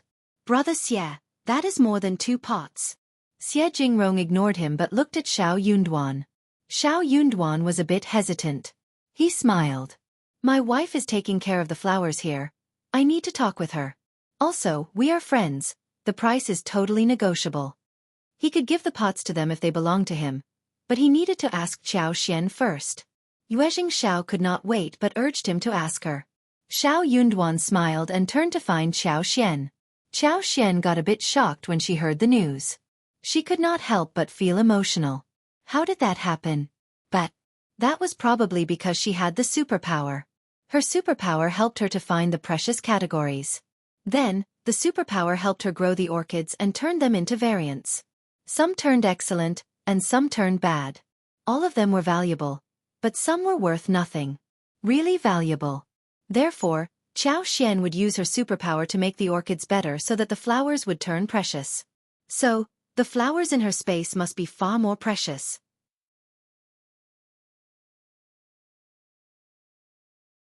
Chapter 271 shocked the couple exchanged some thoughts and found that they both had the same idea. The orchids were valuable but it had cost them almost nothing to get them. So they decided to give 1 pot to each of the 2 young masters. If they wanted to have more, they could sell them at most 2 pots respectively at a proper price. Xiao Xian smiled at Xiao Yunduan. I never expected that orchids could be so valuable in the mountains. We can go and fetch some more if we get time. Xiao Yunduan smiled, fearing that she would get disappointed if she failed to find any more. These aren't vegetables in the garden. How can they be found so easily? It is our luck to have found these orchids. If it is very easy to find them, people could have gotten them earlier. That was a reasonable thing to say. Xiao Xian nodded with a smile. She put forward a slight look of disappointment. Yeah, you are right. She could not possibly reveal her superpower, nor could she do anything big to tell others that she could turn the orchids into expensive and valuable varieties. She could not explain everything with just luck. However, on the positive side, this basically meant that she had one more industry to develop. She could build an orchid base to cultivate new variants, and promote some for auction. That meant keeping a low profile. Also, those things needed to stay rare so they could be valuable. The more there were, the less they would cost. She needed to hold an auction, so the goods could look valuable. Xiao Yunduan expressed his ideas and Xiao, Xie Jingrong picked 1 pot respectively and bought 2 more. Xiao decided to take them home as back presents, whilst Xie Jingrong bought them out of his own hobby. The 2 men did not hesitate at all. Xiao Yunduan had so many here. Also, Xiao Yunduan did not seem to be interested in the flowers either, so they were assured that they could take them home. They would not have wanted to take them if Xiao Yunduan was unwilling to share. They gave them 1,000 liang. That was the market price. Xiao Yunduan accepted the money since they picked what they wanted very fast. Soon, Xiao Xian had lunch ready and asked the 3 men to gather at the table. Xiao Sanlang and Xiao Dalong were both home, and when they saw the honored guests, they felt quite nervous. They greeted each other and left. At lunch, Xiao Yunduan kept Xiao and Xie Jingrong company at one table, whilst the others were eating at another. The table in the kitchen was very small, and Xiao Sanlang, as well as Xiao Dalong, ate in the backyard with food. They did not mind the treatment. They did not want to share the table with Xiao Yunduan and the 2 young masters. Seeing the table full of food, Xiao and Xie Jingrong were shocked. They had eaten all kinds of expensive dishes, but they were shocked to have been presented with such a large table of dishes within a short period of time. Especially those cold dishes. The snow-white yam slices and fungus were distinct in black and white, and they were very crisp and refreshing at first glance. The wolfberry buds were green and refreshing, the beans were green, and the sesame paste was glistening on top, which instantly made it look attractive.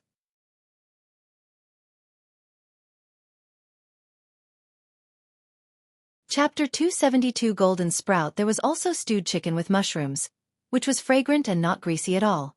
Braised crucian carp was cooked with a thin layer of gravy. The color was bright red, looking very tempting. Loofah soup tasted light. There was also a plate of scrambled eggs, golden and glistening red, pleasing to the eye, and it smelt a little sweet and sour, which made people feel like devouring it immediately. Xiao could not help but admire and respond with a smile. Mrs. Xiao made all of these, right? Brother Xiao, You are so lucky. Hearing the words, Xiao Yunduan felt very pleased. My wife is very good at cooking, please eat. Okay, I just can't wait. Please. Xie Jingrong kept praising the food during the entire time, and Xie Jingrong, who was rarely talkative, agreed with Xiao. They could not help but feel emotional. How could a rude person like County Magistrate Xiao have such a smart, wonderful daughter? Moreover, County Magistrate Xiao had no idea about this at all. He would have regretted deeply if he had known about this. They had never eaten tomato with scrambled eggs before, and Xiao could not help but ask, after he had a taste of the fresh and sour dish. Xiao Yunduan had once watered the plants, so he said, My wife brought this plant home from a wild field. She calls it tomatoes. Xiao asked Xiao Yunduan to get some more for his own garden at home. Xiao Yunduan smiled. I will talk about this with my wife. Xiao laughed and teased. You are so much fun. Okay, you can talk about this. Xie Jingrong smiled and admired Xiao Yunduan. Very few people respected their wife in this way. After lunch, Lu Yan and Yang Xiaoni came to clean up the table. Whilst in the kitchen, Chao Xian and Tao Tao boiled some water and made some new tea to serve them. Chao Xian brought out the tea leaves she had taken home. After a few times, they had continued to process tea leaves at home. Tea leaves could be sold too, and the leaves should not be wasted. Therefore, when Ms. Fong asked Lu Yan to serve them the tea, she used the rough leaves. But when Chao Xian served them, she offered the tea that had an amber-yellow tinge. Xie Jingrong and Xiao's expressions changed as they smelled it. Xiao took a sip and turned to Xie Jingrong with surprise. Brother Xie, please, take a sip and tell me. Am I confused or something? How can this taste so much like golden sprout? Golden sprout. Chao Xian and Xiao Yunduan exchanged a look between themselves and she smiled. That seems like a nice name. Xie Jingrong tasted the tea, slowly put down the teacup, and gave Xiao Yunyun and Chao Xian a complicated look. This is definitely golden sprout. Absolutely right. Is this what you found in the mountains? Unfortunately, it is not a good way to fry it. It is slightly jerky. The tea leaves are also a little browned, the color is not correct, and the fragrance is not fully soaked. But it is first-class tea, and the well-processed golden sprout would cost at least 40 liang per half a kilo. Xiao could not help but feel speechless. Brother Xiao, you really have everything. The tea leaves you offer are so expensive and rare.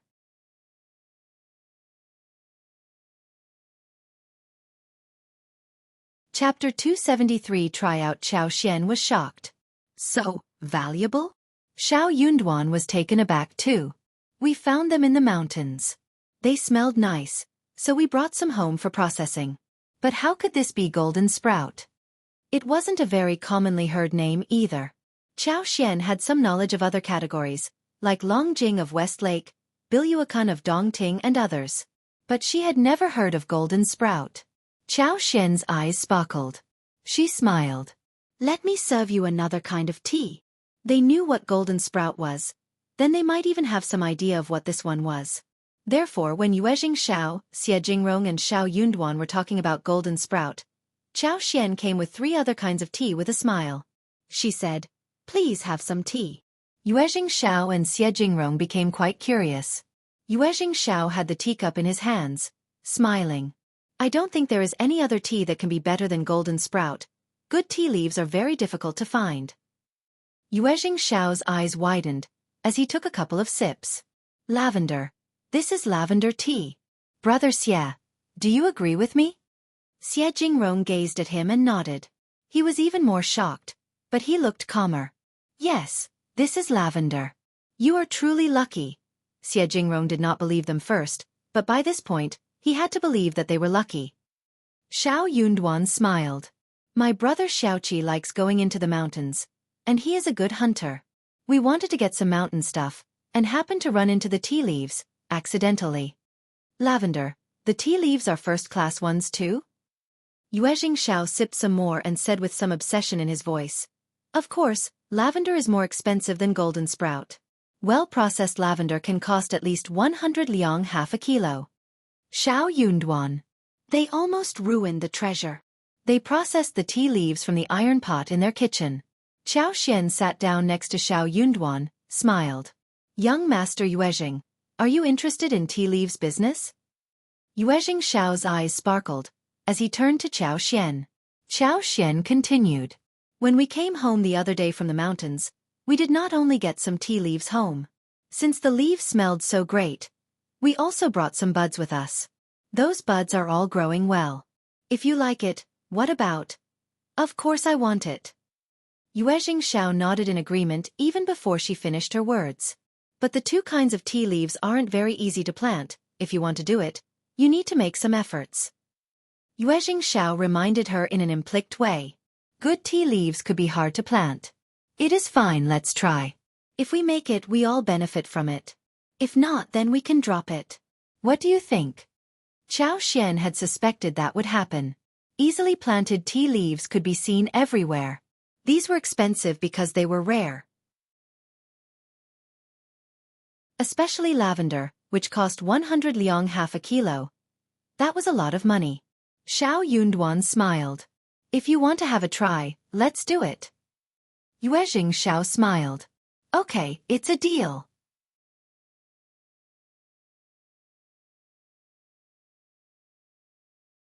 Chapter 274, More Jealousy. You can do the planting. Anyways, we don't have any golden sprouts and lavender in our province, and they are rarely seen in the southwest too.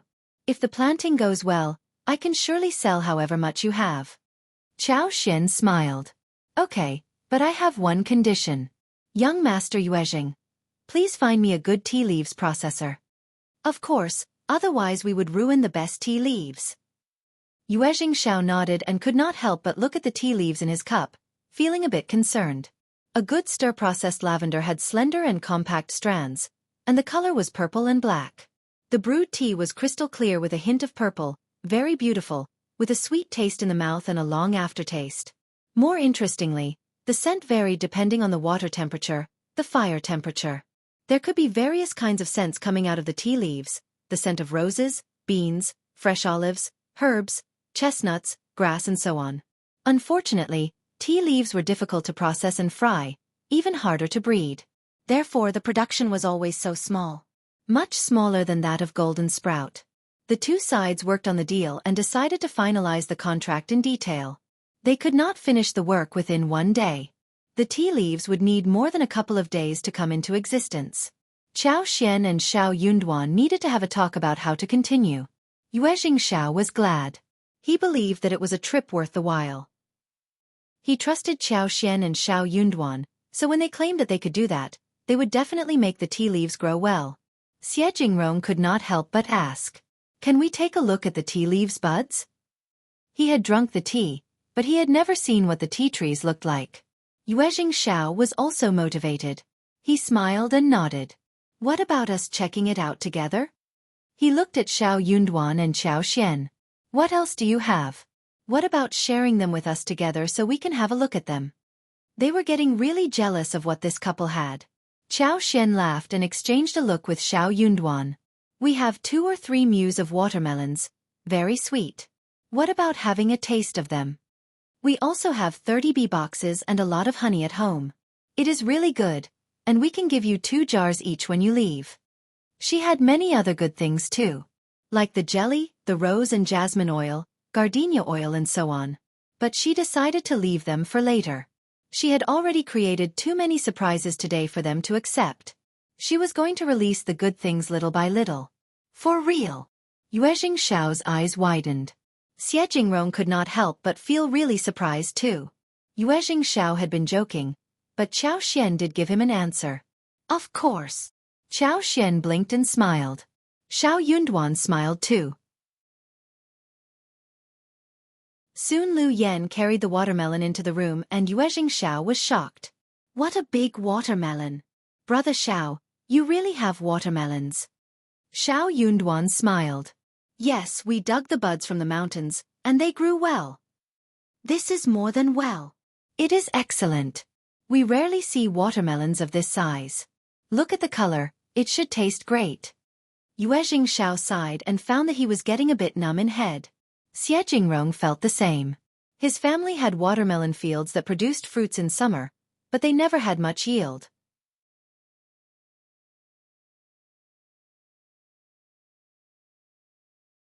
Chapter 275. Worth the while every year in summers, only those with important status in the mansion would be able to get a few, and concubines as well as disgraced children of concubines would normally get at most one. Watermelons were the best fruit for summer, and those at the mansion loved it. So did he, though he did not have much knowledge about farming. Watermelons were never large in number because it was never easy to take care of the fruit. The watermelons would not grow well due to the constant, heavy rain in May and June. Therefore, there were very few watermelons that were available every year. The Xiao family had offered 2 very well-grown watermelons of a large size, and it seemed that they did not think that those were precious. That surprised Xianxia and Jingrong. When the watermelon was cut open, the sweetness was all over the place. Qiao Xian asked Lu Yan to serve some slices to Ms. Feng and Xiao Dalong whilst telling the 2 young masters to have a taste. Try and see if our watermelons taste sweet. We all think it is quite sweet. Seeing the juicy and red flesh, Xiao could not wait but take a bite of it.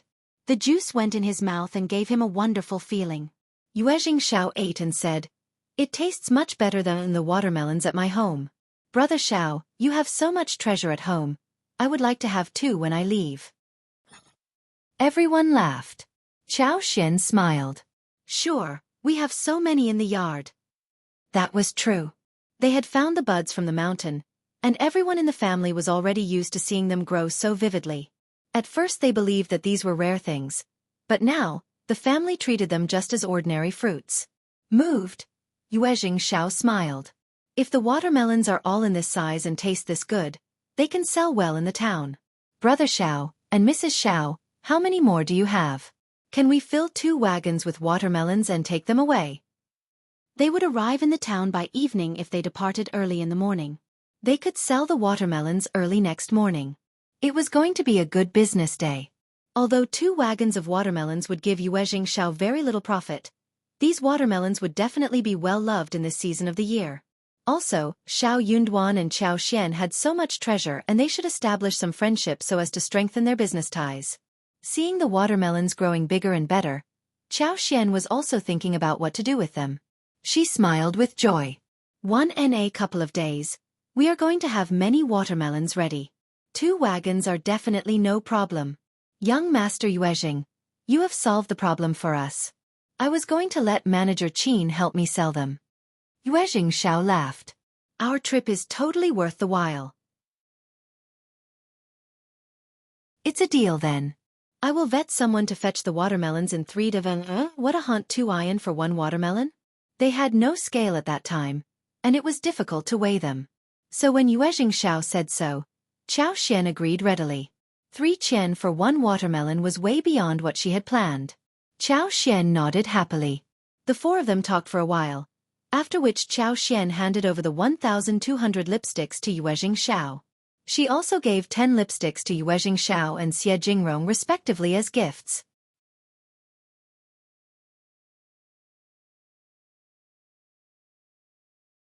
Chapter 276, Low-Profile Translator.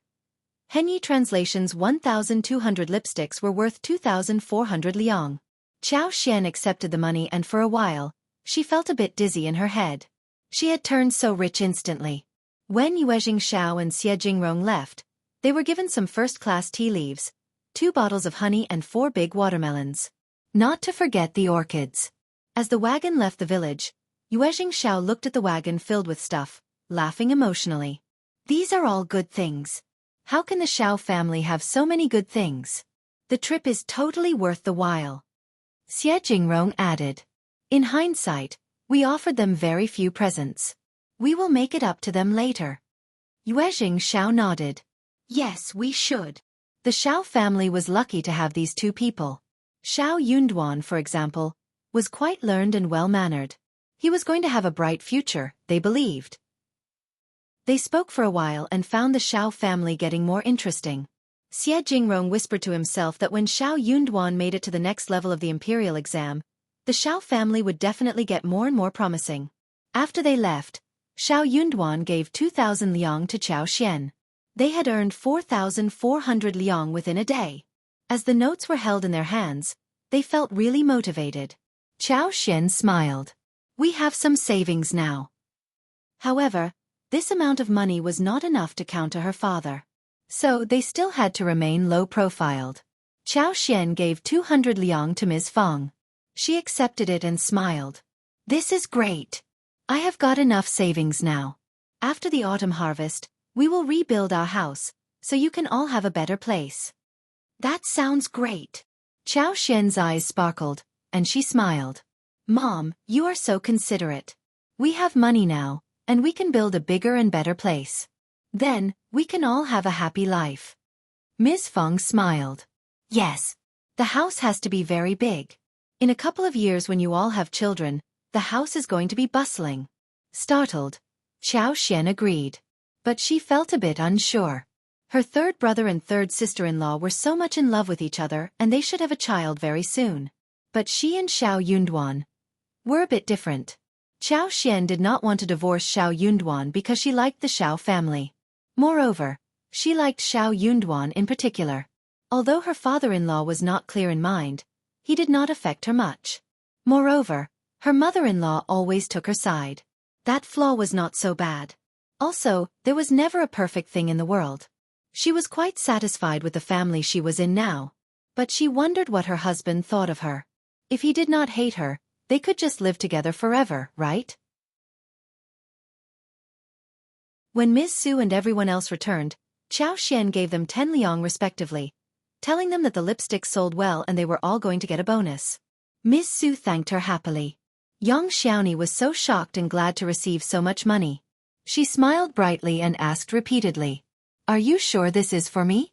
Are you sure?" She laughed like an idiot. Ms. Su could not help but roll her eyes inwardly. Her third sister-in-law was so dumb.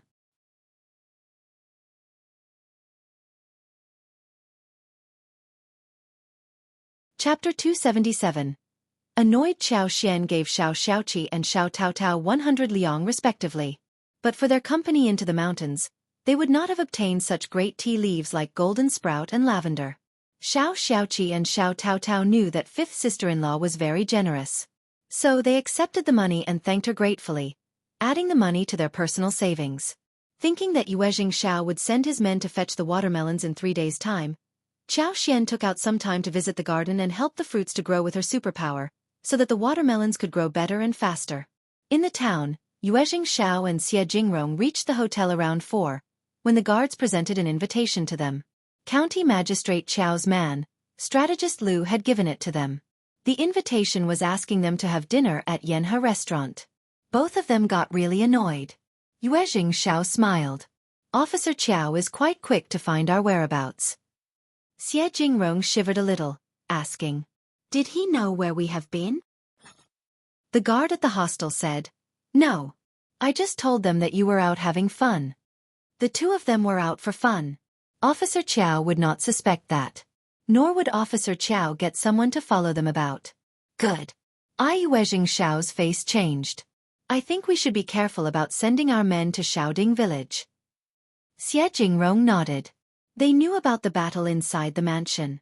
If they knew that they were good friends with Chao Xian, she and her family would not have a peaceful life in the future. Both Chao Xian and Xiao Yunduan were so good at making money, which was an important secret to keep. They regarded them as friends, so they should not cause them trouble.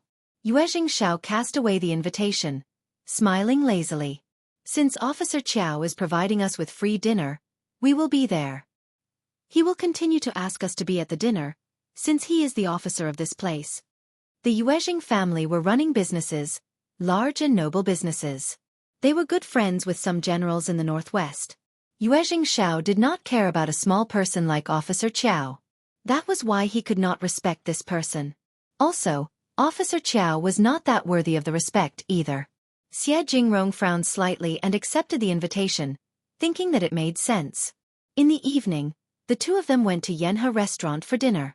Officer Chiao, County Officer Zhang, Strategist Liu, Dean Meng from Minghua College as well as 2 rich young masters from the local area received the two of them warmly. Seeing the oil-filled dishes at the table, Yuezhing Xiao and Xie Jingrong could not help but think of the lunch they had at the Xiao family, which was fresh and full of taste, much better than the dishes in front of them. Officer Chiao was so generous that Xie Jingrong and Yuezhing Xiao had to deal with him with half a heart. Vicer Qiao asked what they were doing and if he could offer some help. He did not think that they were here to only have fun. He had missed the chance to suck up to them last time when they were seeking Chinese fleece flower root. Now that the chance came again, he could not afford to drop it. That made the two of them feel even more annoyed. They just said something randomly to get rid of the man. Xianxia was thinking that they should be very cautious about hanging out with the Xiao family. The following day, Xianxia and Xie Jingrong had 2 more sets of expensive presents prepared and sent them to Xiao Yunduan and Xiao Xian with a thank you note. Xiao Xian and Xiao Yunduan were both very surprised. The 2 young masters were simply too well-mannered.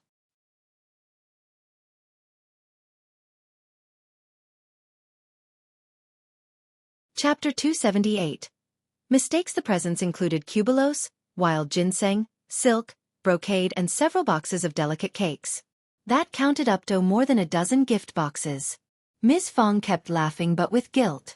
The 2 young masters are just so generous. So generous. Xiao Xian understood the rules of the big mansions. She gave a few red packets with money inside to the coachman and the 2 staff.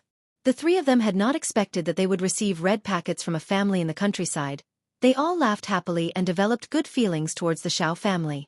The guy also told Xiao Yunduan and Xiao Xian that in a couple of days later, their young master would get some people to fetch the watermelons and that they would arrive at dawn, hoping that they could open the door for them. Xiao Yunduan nodded. Many people already spotted the honored guests that visited the first section of the Xiao family the day before, and more people witnessed the presents today. Some people were even craning their necks out to see what was inside. Seeing that they were giving presents to the first section of the Xiao family, they could not help but feel jealous. They are blooming. So great that they have married a good daughter-in-law. Yunduan is excellent too. What if he passes the next level of the imperial exam next year?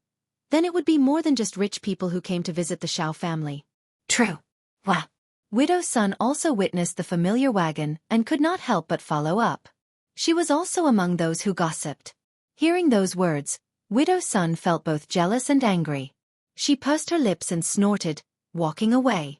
She would never admit that she was regretful not to have approved of the marriage with the Xiao family in the past. If she had known that Xiao Yunduan was so good and had befriended so many rich people, she would have loved to establish a marriage relationship with them. But she soon pressed down this idea. She did not want to admit that she regretted it. He is just a cultivated talent, and he will not make it to recommended man. It is not so easy to go to the next level. He is just dreaming. Widow Sun felt much better after consoling herself. Seeing Ms. Niu coming towards her, she suddenly came up with an idea, laughing. Your nephew, cultivated talent Xiao, has become quite successful. 2 rich young masters visited their home the day before. Today they sent him so many presents. 10 boxes. They could not even carry them home with 4 arms. Honestly, I ran into the 2 young masters yesterday, and they looked so handsome and well-dressed. They are definitely not from ordinary families. Widow Sun winked and elbowed Ms. Niu, asking with a small smiling tone. Your Myling is old enough to get married, right? Why not ask your nephew for help? You are relatives and she can marry someone handsome. If you miss it, that would be pitiful. Widow Sun wished that she could get her own daughter to marry one of them, but she realized that she was incapable of doing so. Unless the 2 of them came to the village again and she got another chance to do so. She had just had a fight with Ms. Fong, who would never introduce such great young men to her daughter. But she could still vent her anger, if she could make Ms. Niu pester her to do so.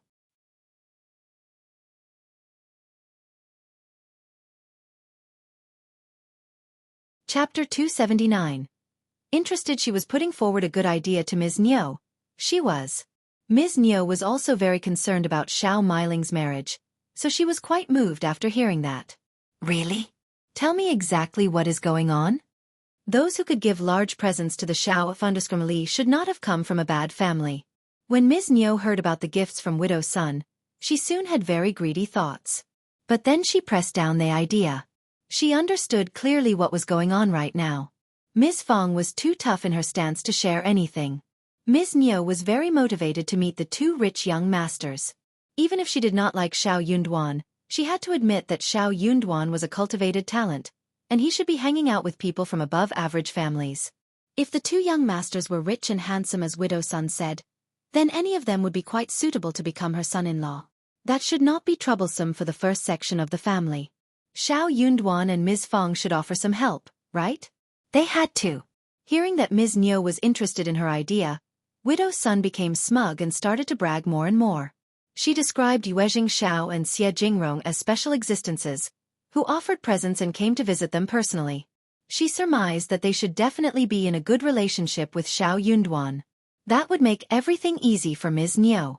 Hearing that, Ms. Niu got so happy though she kept denying the possibility. I am not sure, but if it works as you said, I will invite you for the wedding. Sure, I will definitely want to be at the wedding. The two women exchanged a look and laughed. Widow Sun kept bitching about Ms. Niu inwardly. This woman was so greedy. Why couldn't she realize the simple fact that rich young masters would not marry any countryside girls as the wife, even though Xiao Yunduan was their friend? Also, Ms. Feng would never make her wish come true. Ms. Niu hurried home and talked with second uncle about this.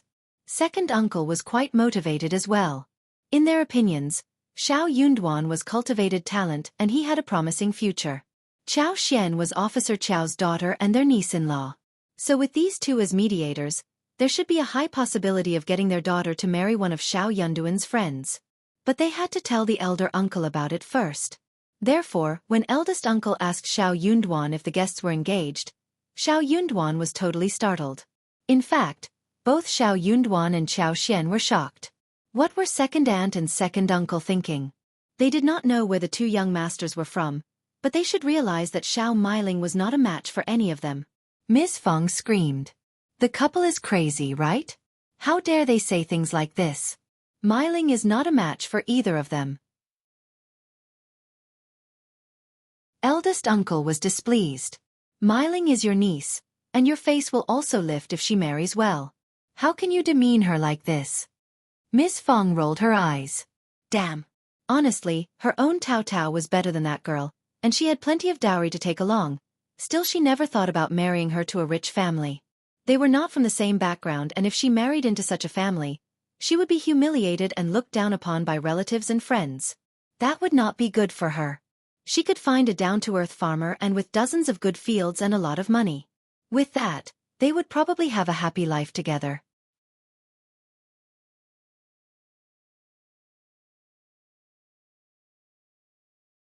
Chapter 280. Try, Dad. Xiao Yunduan could not help but sigh and shake his head. Please let second uncle and second aunt drop the idea. Those two young masters.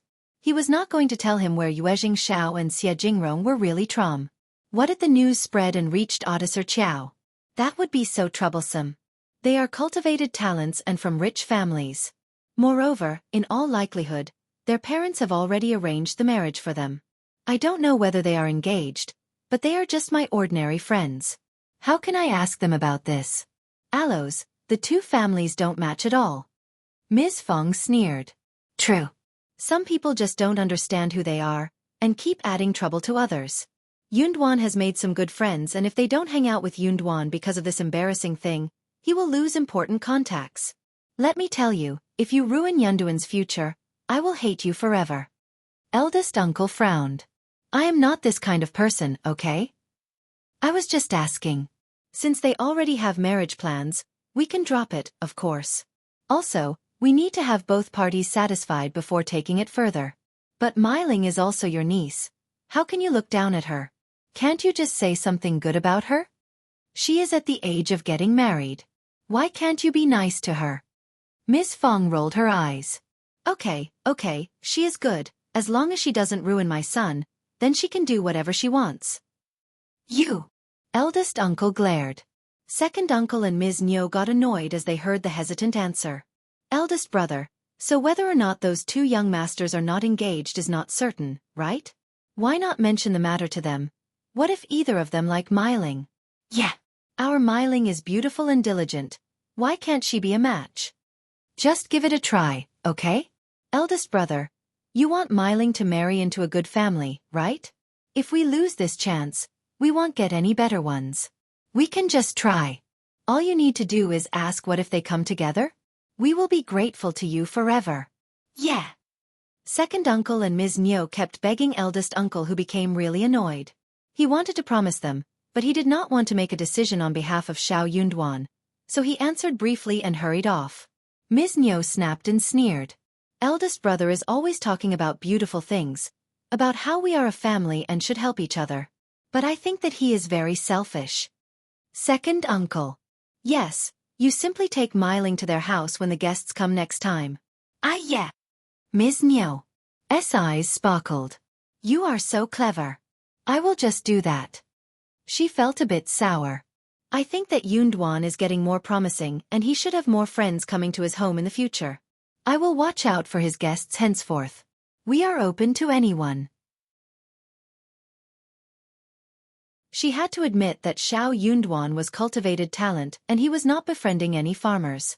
She had no cultivated talent at home, but she could have a cultivated talent as her son-in-law. What if that man became an officer in the future? Then, her daughter would become the wife of an officer. They should make full use of what they have now. If the first section could help them, things would not be bad.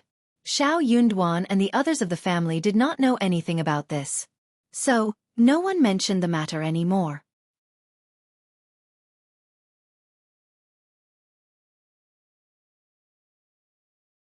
Chapter 281.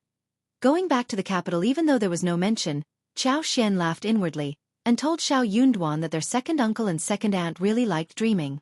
Despite that they had no idea who Xiao and Xie Jingrong really were, they should have at least thought that people from ordinary families did not dress like that at all.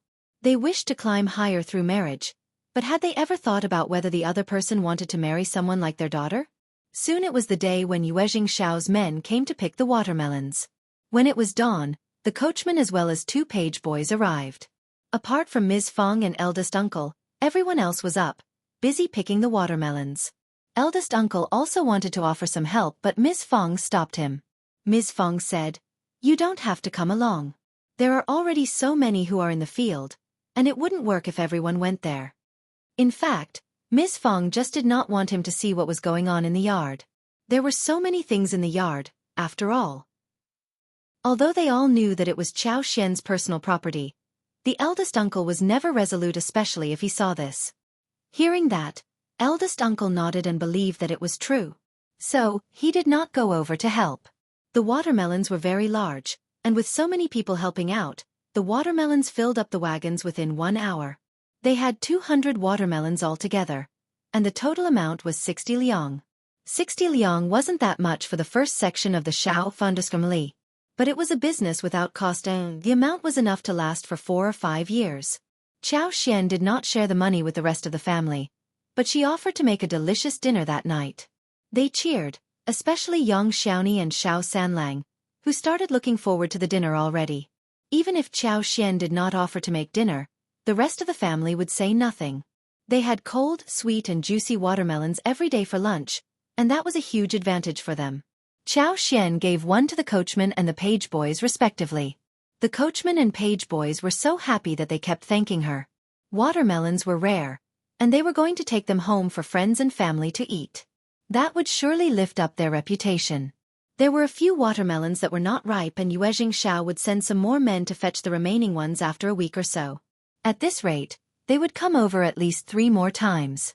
With watermelons ready in the wagon, Xiao and Xie Jingrong decided to leave the town. Xiao simply could not wait to sell the watermelons and lipsticks. County Magistrate Qiao had been watching them all the time. His messenger did not follow them on their trip, but would pass on the information to County Magistrate Qiao the moment they arrived. Then, Strategist Liu and he would come to the door and greet them, exchanging a few words. That really annoyed Xiao and Xie Jingrong. But he was an officer of the town and they could not possibly drive him and his people away.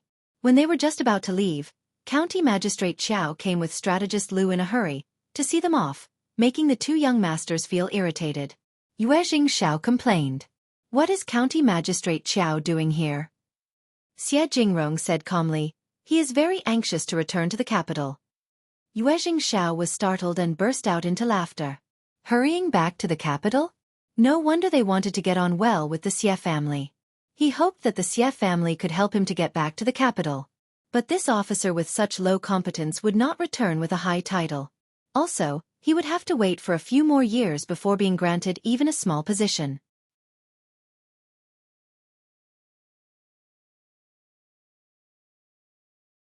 Chapter 282. Plan County Magistrate Xiao and his gang suddenly spotted the wagon full of watermelons. At her seam got Yuzneng Xiao and XLE Jimgrong, County Magistrate. Liao's eyes sparkled. He tried to press down his excitement and said calmly, "Strategist, you saw that too?" Strategist Lu could not help but lick his lips, drooling inwardly. That was a wagon filled with watermelons. He would like to have some too. It would be wonderful if they could eat those large juicy watermelons and feel their coolness and texture. He had been working for the county magistrate for a few years, but he only ate 2 slices of watermelons last summer, which was given by the county magistrate. The county magistrate himself had not yet eaten any watermelons this year. Strategist Lu could not help but lament. That young master of the Yuezhing family just doesn't know that he should offer you a dozen. That was what County Magistrate Xiao was thinking inwardly, but he was not going to say it out loud. He waved his hands, pretending to be open-minded. Young Master Yuezhing is a businessman who only cares about profits. Also, I don't accept things from others for free. You are honest, officer. You never take benefits from anyone that I know. Strategist Lu raised his eyebrows and started to think. So, do we have someone who is planting watermelons in our county? I will go around and try to see who is doing that. We can buy some too. The watermelons would be so good for the summer. County Magistrate Xiao nodded as he smiled. Good, you can go about and take a look. Try and buy as many as possible. Okay, officer. Strategist Lu smiled and felt happy inwardly. The farmers would definitely be glad to have a connection with the county magistrate when he finds them and buys their watermelons. He would get however many he wanted when he saw them. No one would ask the officer for money. By that time, he was going to get dozens of watermelons, enough for the whole summer. When Officer Qiao returned to the mansion, Madame Qiao said with a smile, "Lilt is getting really hot these days, and we are not sleeping well. I decided to send some people to get some watermelons from the province tomorrow to bring home. If you need anything else, we can buy them together." Qiao Wei was spoiled and greedy for watermelons. Madame Qiao cared about her and did not want to see her suffer. Watermelons did not have a high yield last year due to the torrential rains, and the housekeeper said that one good watermelon would cost 7 qian, which was way over the budget. So only a few were bought. When the housekeeper went to fetch some more, the watermelons were nowhere to be seen. So, they needed to go there earlier this year. Officer Qiao smiled. No need to go to the capital. We have watermelons here too. He told her what Strategist Lu's plan was. Madame Qiao cheered and smiled. That is good. Just let Strategist Lu get the information and watermelons too. You are working for the county day and night, and the farmers should not ask you for money.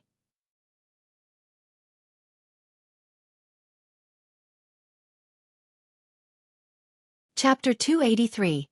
Gossip, they should have brought some to you on their own. Damned civilians, never understanding the rules. Officer Jao rubbed his beard and nodded.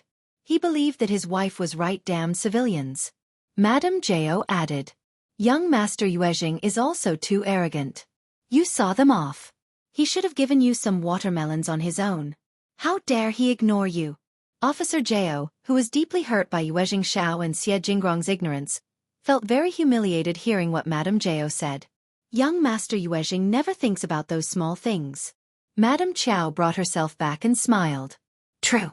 Madame Jao spoke to Jao Wei about watermelons, and she was very happy too. It seemed that they were going to have many watermelons to eat during this summer season. I hope they are sweet. Not every farmer is able to plant good watermelons, otherwise they would not have been so rare. Mom, we are buying them in the province if they are not sweet here. Of course. Madame Jao said with an indulgent smile. It was going to be a very quick exercise. Watermelons were planted in the field and no one was able to conceal that for long. What they needed to do was to do some simple investigation. Jao Wei and Madame Jao even got prepared to eat watermelons the following day. It was going to be such a cooling relief if they were able to eat large watermelons on this hot day.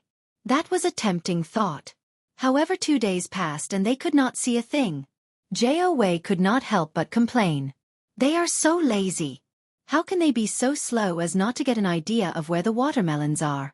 Madame Jiao frowned and got someone to ask Strategist Lu. Strategist Lu was very anxious and disappointed as well. How would he know? The whole thing was so strange that they could find nothing. He had sent many people to look around and theoretically speaking, they should have been able to eat watermelons by that night itself. However, it seemed that the watermelons Xianxia carried had appeared out of nowhere. No matter what, they could not find the source. Strategist Lu got so annoyed. He just did not understand where the watermelons would have grown. So, he got someone to dig deeper. Before he could find anything, Madame Jiao's men came to ask him for the result. Strategist Lu had to tell the truth. Madame Jiao complained that he was useless, but she had no choice except to wait. Yet no matter how much they tried, they still could not even find out who planted the fruit, and some people even had no idea of what watermelons were. Then they heard that watermelons might have grown out in the wild field, and not planted at home. Strategist Lu thought for a while and could not find out any other explanation, thus telling the truth. The county magistrate was disappointed, but he believed the excuse and dropped the idea. What a pity that the watermelons were gone. Madame Jiao and Xiao Wei felt even more annoyed. Madame Jiao sent her servants to buy watermelons from the province. Don't worry, Wei, we are going to buy many of them, even though it costs 1 liang for one. Only then did Jiao Wei drop the anger. Xiao Yunduan and Xiao Xian finally let out a sigh of relief hearing that the officers stopped seeking the origin of watermelons. Although they stressed repeatedly that the family should not spread the news around, they were still quite worried. They could counter the situation if they were found, but the best thing would be that they were never found.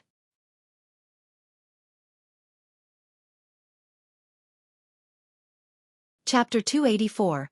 Watermelons. Hearing that Officer Chao's family made so many efforts just to eat watermelons but obtained nothing in the end, Xiao Xian ate 2 more slices purely out of delight. Luckily, they did not let Manager Qin help them with selling watermelons. Also, they dropped the idea of giving 2 watermelons to Manager Qin.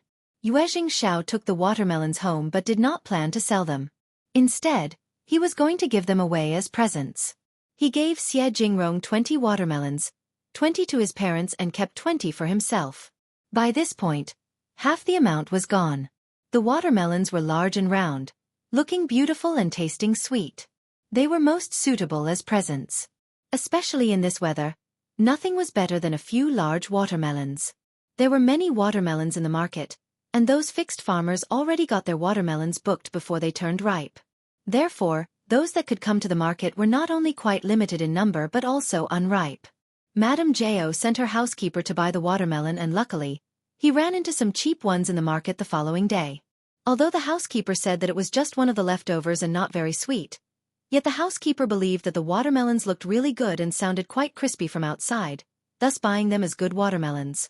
The expensive watermelons would not be too sweet but surely would not be bad. The housekeeper bought 10 altogether. 5 liang for 1 pile of watermelons. That was very costly. 5 liang could buy hundreds of kgs of rice.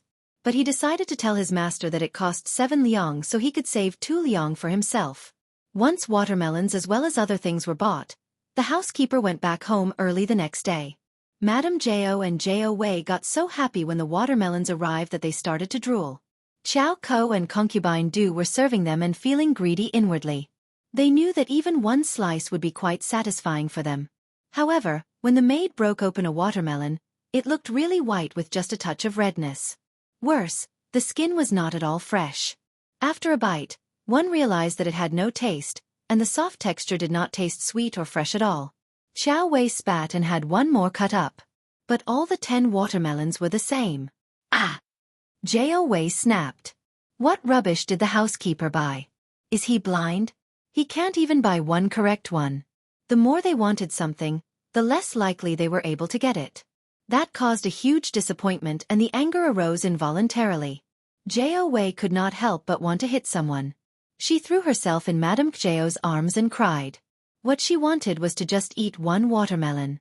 How could that be so difficult? Madame Jiao got so annoyed that she scolded the housekeeper. The housekeeper's face turned.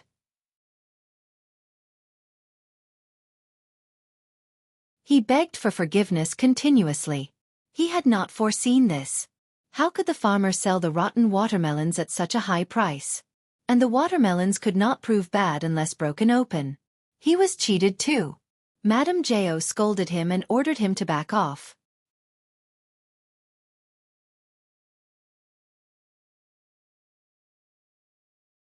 Chapter 285. Watermelons available. Of course she knew that the housekeeper had been fooled as well. But she still felt really annoyed. Consoling Jiao Wei, Madame Jiao sent someone else to buy watermelons again. She just did not believe that it was not possible to eat one watermelon. She was quite vexed. Therefore, she must eat at least one watermelon to drive away the anger. Unexpectedly, the housekeeper never ran into anyone who was selling watermelons even after spending so many days in the province. Feeling helpless, the housekeeper did not dare to stay for too long. He returned empty-handed. The mother and daughter, along with Officer Jiao, got very annoyed by this. They could eat a few watermelons last year, but this year, they managed to eat none. They felt so horrible not to have been able to eat any. The more Xiao Wei thought about this, the more angry she became. I just wanted to eat one watermelon. How can this broken, shabby place offer none? I am so fed up with it. Distressed, Madame Jiao consoled her. It is just a watermelon, nothing precious. It is not so rare that we eat nothing good otherwise. We can get all kinds of things we want when we go back to the capital. Jiao Wei snorted and felt very displeased. Her face was sullen. It was so irritating. On the other hand, in the first section of the Xiao family, watermelons were very popular. Every day at lunchtime, they would cut 2 large, round ones and have a good taste of it. Their thirst was properly relieved. Everyone present was very happy. While County Magistrate Obo's family failed to get any watermelons, 2 more wagons full of ripe watermelons were transported out of the village and headed directly towards the province. This time, Yue Jingxiao decided to sell the watermelon at the price of 3 qian for one. 3 of his friends bought them really quickly. The clients were very passionate about these watermelons, which he had given out as presents at the beginning. This fruit turned out to be so tasty and sweet, and the cost wasn't high either. They bought them for themselves and friends, and they would not resell them to anyone else. When watermelons and tea leaves were sold out, Jiao Xian started to focus upon the business of mushrooms. The sheds and materials for mushrooms were ready, and the seeds had been found. Once the project kicked off, they were going to make a fortune. With her superpower in play, Jiao Xian could easily distinguish the categories of the mushrooms, so she was never anxious about starting with this business. Ms. Fong and Xiao Xiaoqi could not help but feel worried for her. They were worried that the mushrooms were difficult to find, and they kept consoling her that she did not need to work so hard for it. Jiao Xian smiled and nodded, accepting the kindness. There was very little they could do in the farmland, and when the last batch of lipsticks was made, the flowers stopped blooming. Roses had been picked out and the other kinds were already withering. Even if Xiao Xian wanted to use her superpower, she needed to be cautious. So, she had to wait a little longer. Also, the beeswax was used up, and they needed to get some more of that. Therefore, Jiao Xian, Xiao Xiaoqi, Xiao Taotao as well as Xiao Sanlang and Yang Xiaoni went into the mountains together. Xiao Dalong and Ms. Su were helping Jiao Xian sort out the floral fields, where they trimmed the leaves and watered the plants. Jiao Xian brought in some water that was hundreds of meters far away, and when the water was to be used, the only thing they needed to do was turn it on and the water would come. They were paid 30 yuan a day for their work. Xiao Dalong and Ms. Su were both quite willing to do the work. They decided to find mushrooms and wild honey as well as some other precious herbs during their trip to the mountains. Sorry for the inconvenience. Thank you very much.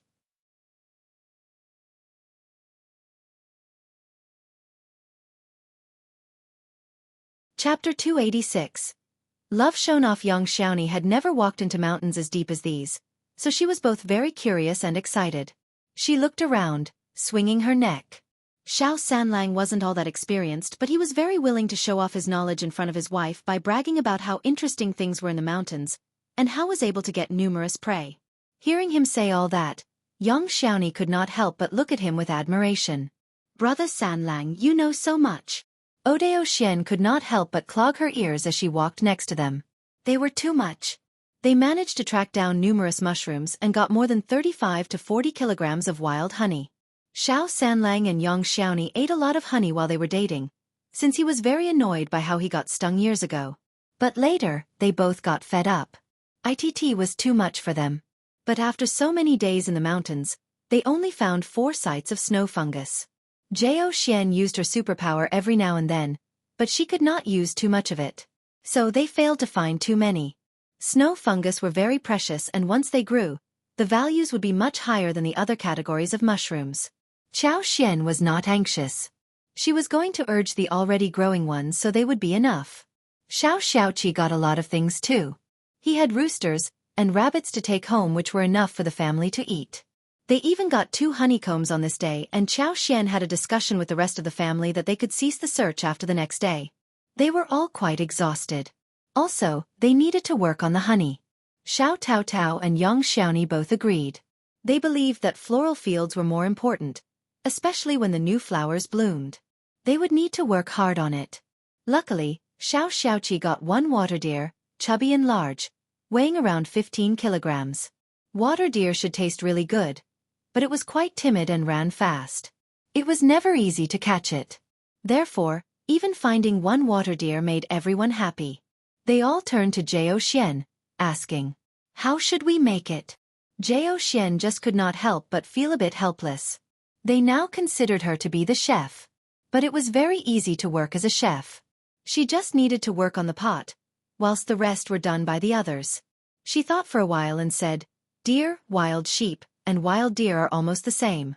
Just follow the way of making mutton. Braised, stewed, stir-fried, and boiled are definitely not bad." They all nodded and agreed. Yang Xiaoni licked her lips, saying cheerfully, "I became so hungry after hearing your words." Xiao Sanlang added, "This is a large one. You can eat some more at dinner." "Yes, Brother Sanlang, you should eat some more too." "Of course." Qiao Xian and the others. They showed off love wherever they were. Miss Fong was very glad to see such a huge prey when she came home. She helped with boiling the water and removing the fur. Many villagers were drawn to watch the show.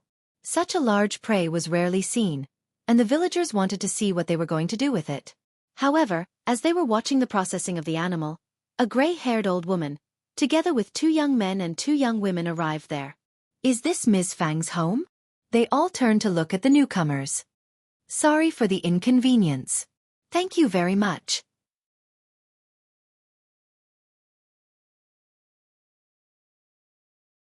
Chapter 287. Ms. Zhou's family. Ms. Fong glanced at them, nodding with a smile. "I am Ms. Fong. Who are you?" She really had no idea who they were. Nor did anyone from the Xiao family recognize them. Someone seemed to recognize her, and was about to speak up, when the old woman went up to her and took hold of Ms. Fang's hands. In a grateful voice she said, "I am from the Zhou family. My daughter used to be the 2nd daughter-in-law of the Ding family. I am older than you, and I will address you as my niece. Thank you for helping my daughter." Oh, they were from Ms. Zhou's home. People present could not help but wear a look of understanding. Ms. Fong brought herself back, laughing. "Don't worry, Ms. Zhou and I have always been good friends, and it was just a little help. No need to make a big deal out of it." "But I am grateful," she said with teeth clenched as she sneered. "Some people are the worst human beings. Thank goodness you were here." Ms. Fong shook her head out of courtesy and asked them to have a seat inside. The villagers left, seeing that something was going on in the family and Ms. Fong was driving them away. When Ms. Zhou and Dinger Zhu had the wooden house built and all was settled, they bought some chicken and opened up the field. Their life had just started. The remaining work should just be routine. Only at that time did Ms. Zhou return to her own home with her child. Ms. Zhou had thought about turning to her natal family when she ran into trouble, but she felt too ashamed to go over.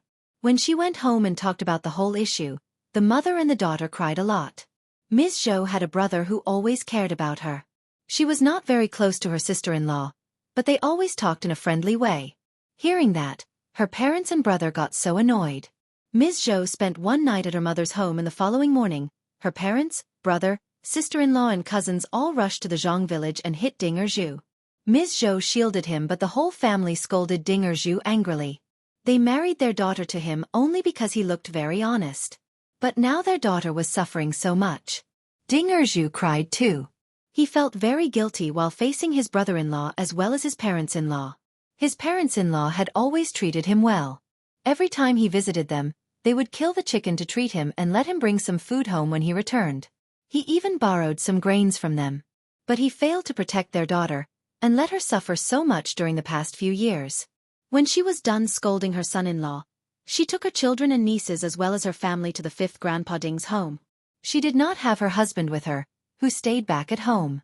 Fifth Grandma Ding was at home.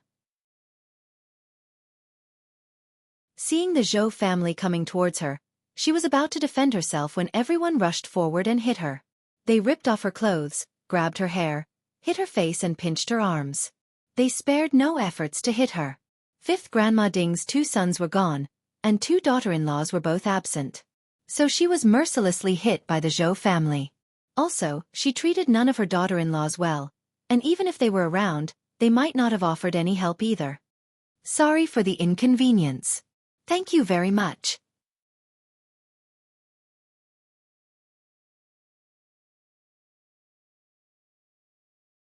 Chapter 288.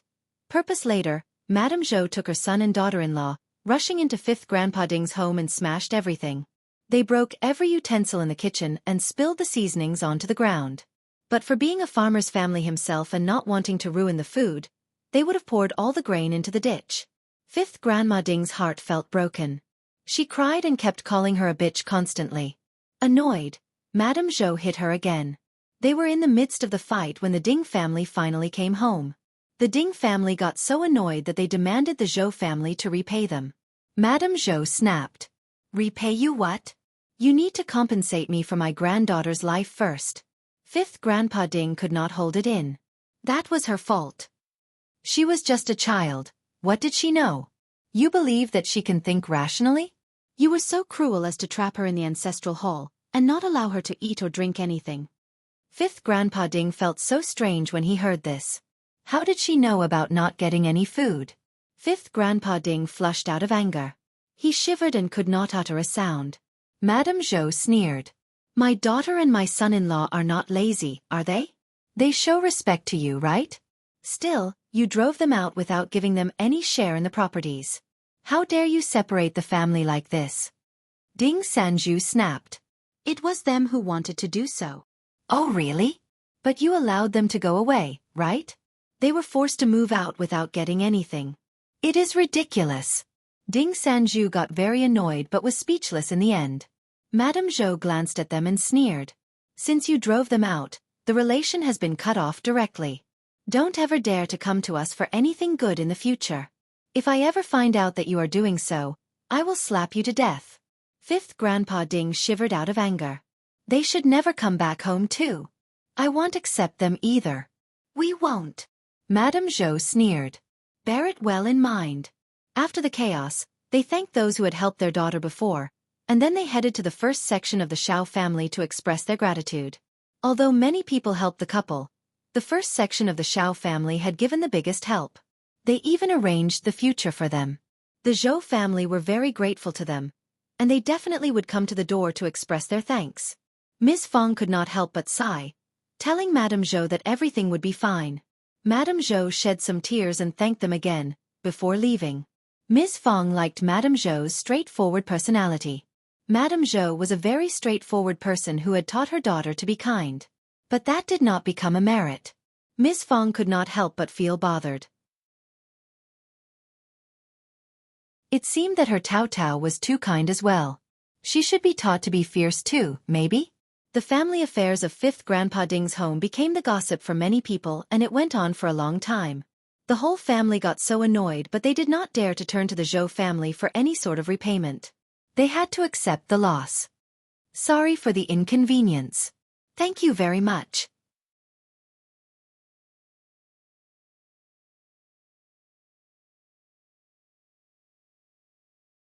Chapter 289. Unspeakable Feelings. Ms. Su, Xianxia. All of them felt sorry for Ms. Zhou's family. But Xiao Xian and Ms. Fong were the ones who knew what was really going on, so they exchanged a look and smiled at each other. It made their relationship closer.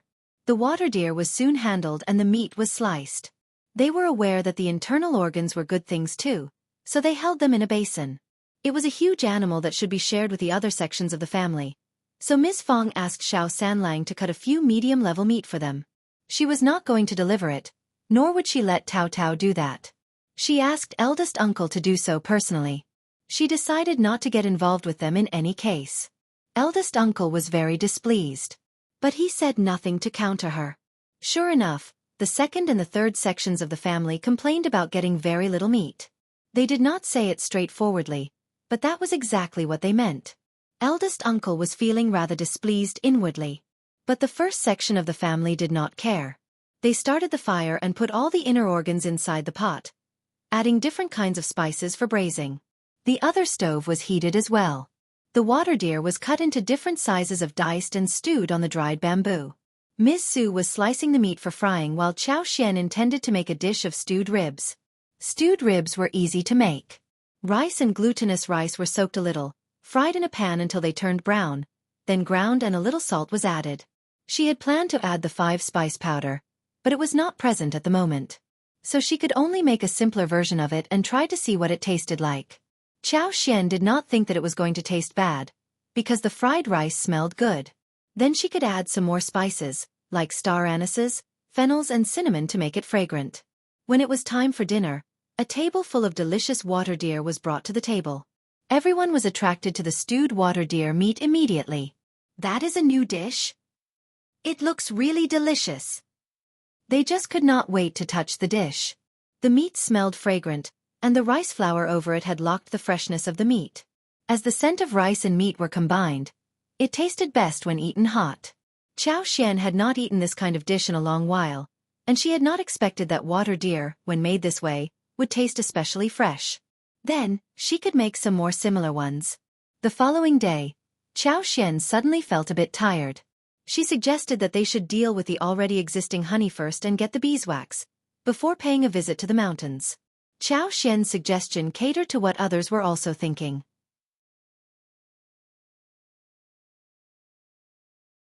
Actually, it was because Chao Xian sensed the moisture in the air, and she predicted that it was going to rain very soon. She was very sensitive towards the air changes, and she could forecast the weather within 1 day's time. Sure enough, clouds covered up the sun at lunchtime, and the sky fell into darkness. Thunderstorm arrived and the rain poured down. They were in the middle of extracting honey and beeswax, and felt lucky that they were not in the mountains. Otherwise the rain would have been too heavy for them to handle. Chao Xian could tell that the rain would last for a very long time, maybe come down continuously for a couple of days. Sorry for the inconvenience. Thank you very much.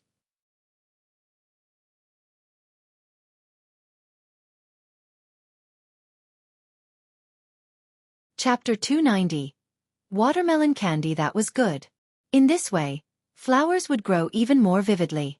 When it was sunny again, she decided to use her superpower. Then soon, the flowers would bloom flourishingly. However, the watermelons were not in the same state. Although she used her superpower to make the watermelons grow better so that they could have stronger resistance against the environment compared to the ordinary ones, watermelons were, after all, watermelons. They were afraid of the water piled up. Water puddles rotted the fruits, and the texture as well as the sweetness would be heavily reduced. That was horrible. She decided to sell them at a lower price if Yue Xiao's men came to fetch them after a few days. With many helping hands, honey was all done. There were many jars holding them, and each of them took 1 jar home and left the rest for sale. Chao Xian smiled. I only need this much and I don't need the profits gained from the honey sale this time. Everyone can have a share. Elder brother, sister-in-law, though you were not with us in the mountains, you worked so hard and you should have some profits too. Xiao Sanlang and Yang Xiaoni were not picky people, so they nodded in agreement. Xiao Taotao smiled. Fifth sister-in-law found the honeycombs and she has the final call on everything. She hoped that this kind of day would last for a long time. However, if someone became selfish in the future, they would live separately, and would not have a row with each other. Ms. Su had plenty of money and she was much happier right now. Yang Xiaoni did not have many thoughts. It was Qi's wife who remained to be seen. It was still raining the following day. They were all bored. Ms. Fong felt very concerned about the watermelons in the yard. Chao Xian asked Ms. Fong and Ms. Su to fetch some large ones home. They decided to remove the seeds and make some watermelon candies. They were bored, so they had this idea, so they could save some watermelons on the way. They were both very excited and curious about it and helped along. The watermelons were slowly simmered on low heat and filtered with gauze. The amber-colored viscous syrup obtained in the end was very beautiful. When people tasted it, there was a unique fragrance of watermelon in the sweetness, which was very tempting. Xianxia had a couple of large plates in her hands and poured the syrup in them. They waited until the liquid solidified. After 2 hours, the syrup set in. When it went harder, it was cut into finger sizes and watermelon candies were formed, as the new sort of snack. It was not easy to see candies in this era, so children at home got so happy to get candies like that. Xiao Junyan and Xiao Qing were excited, and Xiao Xiaoqi and Xiao Tao Tao were happy to eat them as well. Xiao Sanlang and Yang Xiaoni were no exceptions.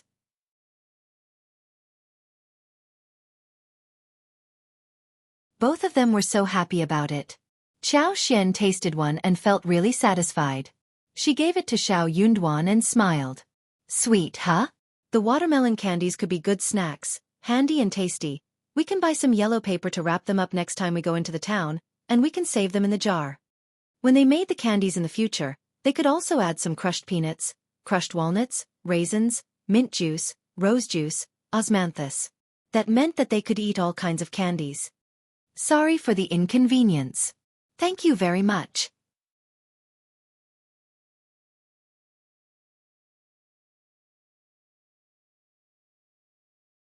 Chapter 291.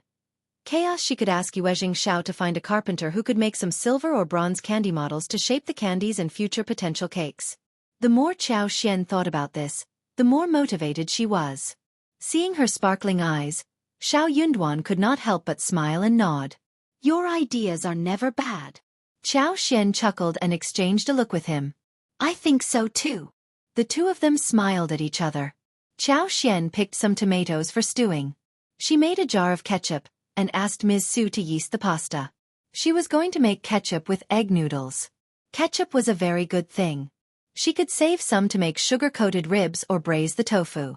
The sweet and sour ketchup was added with eggs and mixed into the noodles, which provided great texture, and it was really good for the stomach. It was really lively at the first section of the family, whilst the second section of the family was having problems. Due to the heavy rain, everyone was quite free at home. Ms. Niu was bored and decided to clean up the room a little. However, she found that the 5 liang she had hidden earlier was gone. Ms. Niu was a very sneaky person. She never hid her money in one place. So she was very startled when she saw the money missing. She checked around and found that everything else was still available. So she let out a sigh of relief. However, she felt so heartbroken thinking of the missing money. She always hid things well, and she never leafed through her hidden things in the room. Otherwise she would have thought of this earlier. She suddenly thought of Ms. Zhang. Especially when Ms. Zhang kept asking her for 2 liang of money, saying that her brother's wife was going to give birth and needed money. Ms. Niu did not agree to give her any. Ms. Zhang always sneaked things home, and Ms. Niu hated her for her small moves. She would never loan her any money. Also, Ms. Zhang never returned any money she had borrowed. This bitch! How dare she steal my stuff? Ms. Niu rushed to Ms. Zhang. Ms. Zhang did not admit to it initially, but after being scolded, she had to admit in tears. My brother's wife gave birth to a baby, and we are too poor. You don't even want to loan me anything. I had no choice, please forgive me. I will never do that again. Ms. Niu kicked Ms. Zhang to the ground. You will never do it again? You will always do it. Given another chance. My children need money for their marriages, and we need money for our family. How dare you steal money to support your own family? I will make my son divorce you. Ms. Zhang cried. Don't, Mom. I really won't do that again. Ms. Zhang was very scared. But she did not regret a thing. She felt lucky. When she stole the money and took it home, her parents and brother were all cheerful. They kept praising her for being capable.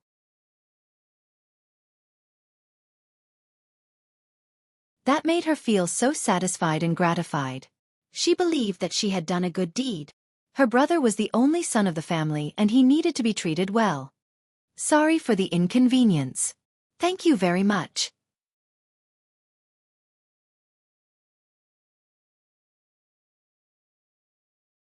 Chapter 292. Furious, her mother-in-law would do nothing more but scold or hit her. She could bear that. After all, she had given birth to grandchildren for the family, and her mother-in-law would not drive her out. Also, it was not the first time for her to hear that she was going to be driven out. Hence, she did not panic. However, Ms. Nyo was really pissed this time. She was not very happy about her stealing some stuff, but she could still tolerate that. But it was cash worth 5 liang this time. Worse, Ms. Zhang dared to sneak into her room to do the search. If it had happened once, it would happen twice. Her remaining cash would be taken out as well. Most importantly, she needed money to help her son and daughter to find good marriages, and Ms. Zhang was still focusing on her own family. What was this daughter-in-law good for? Second uncle and Xiao Erlang were chatting at someone else's home, but returned when they heard that something had happened at home. Second uncle's face darkened, as he pointed at his son. You two go to the Zhang family to get back the money. Ms. Zhang cried. Don't, please. Dad, forgive me. Ms. Nyo spat at her and sneered. I will forgive you when you get the money back, but if you fail, you can stay at your own home and never return. Son, you can divorce her. Xiao Erlang was startled. What? You are questioning me? Ms. Nyo barked at him. No. Xiao Erlang staggered. But our children are still so young. So what? You can marry another one next year. Ms. Nyo sneered. I am not letting her get away with it this time. She can still be divorced even if she bore children for you. I won't let her go this time. Ms. Nyo was really angry about this. If Ms. Zhang only stole a few coins, she would not have been so angry. But this was too much money for her to accept. Also, Ms. Zhang always had her own ideas. No matter how much money she stole, she would have been scolded, so she must have thought to take it all. Ms. Nyo pushed Ms. Zhang and Xiao Erlang out of the yard and slapped the door shut, sneering at them. Go to the Zhang family to get the money back. Without the money, Ms. Zhang will never be allowed to come back home. Ms. Zhang cried. Erlang, please, our children can't lose their mother. Xiao Erlang snapped and said angrily, Shut up now. How dare you cry like this? Go to your family to get back the money. Ms. Zhang's face changed. But, how dare you steal 5 liang from my mother? Your family is so greedy. Xiao Erlang sneered. With her head lowered, Ms. Zhang did not dare to speak up. The first section of the family soon heard about the story of the second section of the family. Ms. Fong pursed her lips and laughed. That's their family affairs. Your second aunt is not a good thing, nor is Ms. Zhang. How can she help her family like this? Her brother is like a piece of trash now. All the 3 sisters of the Zhang family kept helping their brother with all efforts. Hearing the gossip, Qiao Xian and the others felt so speechless. Suddenly, Ms. Zhang came rushing with tears and kneeling down in front of Ms. Fong. Sorry for the inconvenience. Thank you very much.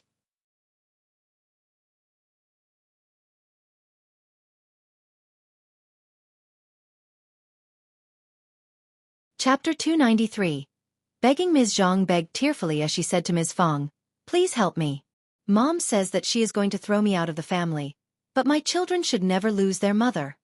Ms. Fang's face changed. You! Ms. Su could not help but retreat. She did not like to get involved with anything strange. Qiao Xian was so disgusted. She stole Ms. Nyo's money, thus, was getting driven out. She came to Ms. Fong for a totally obvious purpose. She was trying to ask Ms. Fong to give her the money. Qiao Xian could not help but feel shocked inwardly. She spoke up. Second sister-in-law, you can talk to us in a normal way. Why are you crying like this? People might think that Mom has done you some bad. Ms. Fong realized what was happening too. She pressed down her anger and sneered. True, what are you crying at my feet for? How annoying. Ms. Zhang shivered and ceased crying. She did not dare to counter Ms. Fong but stared at Qiao Xian. Fifth sister-in-law, I am so pitiful, please don't scold me anymore. Second sister-in-law, you are pitiful but not because of us. I am just telling the truth. Qiao Xian said coldly. You think you are pitiful, so you believe that second aunt has been wrong in teaching you a lesson? Ms. Zhang. Only then did Ms. Fong feel a bit better. She drove away Xiao Sanlang and Xiao Xiaoqi, but said to Xiao Erlang, Erlang, have her get up, I can't stand this behavior. Xiao Erlang felt a bit uncomfortable but moved to help his wife up. Ms. Zhang pushed him away. Please help me. Seeing her on her knees, Ms. Fong said, Ms. Su, Ms. Yang, get her up and deliver her back to the second section of the family. You have your own senior people in the family to take care of your affairs. I don't want to get involved in this matter. She would be crazy to get involved in their family's dealings. Ms. Zhang got so anxious as she looked at Ms. Fong with despair. Please, eldest aunt, loan me 5 liang? Fifth sister-in-law must easily have this much. Please, just 5 lien, I will definitely repay you. Erlang will divorce me if I don't give her the money. If my children lose their mother, you will feel bad too, right? Ms. Fong did not even change her expression. So if your mother-in-law loves her grandchildren, she will never divorce you. Those are her grandchildren too, right? Just go back and offer a sincere apology. Ms. Zhang kept begging her. But Ms. Fong did not even want to look at her any longer. Helpless, Ms. Zhang snapped angrily. You are so cruel. Young Xiaoni could not hold it anymore and said, Second sister-in-law, you are so unreasonable. You stole the money, and second aunt drove you away. What does it have to do with us? You think that 5 liang falls from the sky so you can have it whenever you want it.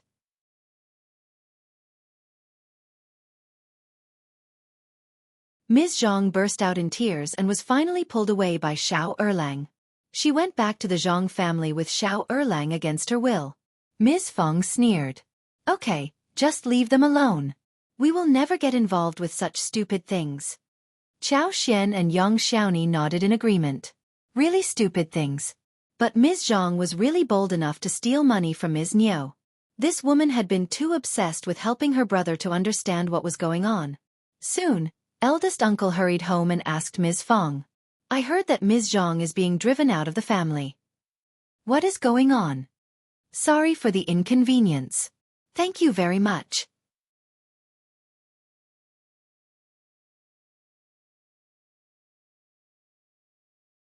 Chapter 294. Not interested. Ms. Fong glanced at him and exchanged a few words. But she did not mention that Ms. Zhang had been here. Eldest uncle rubbed his hands. How can a nice family become like this? Poor children, Ms. Zhang is so confused. Ms. Fong laughed. True. Eldest uncle thought of Ms. Zhang's family and was even more confused. I don't think her family is able to offer this much money.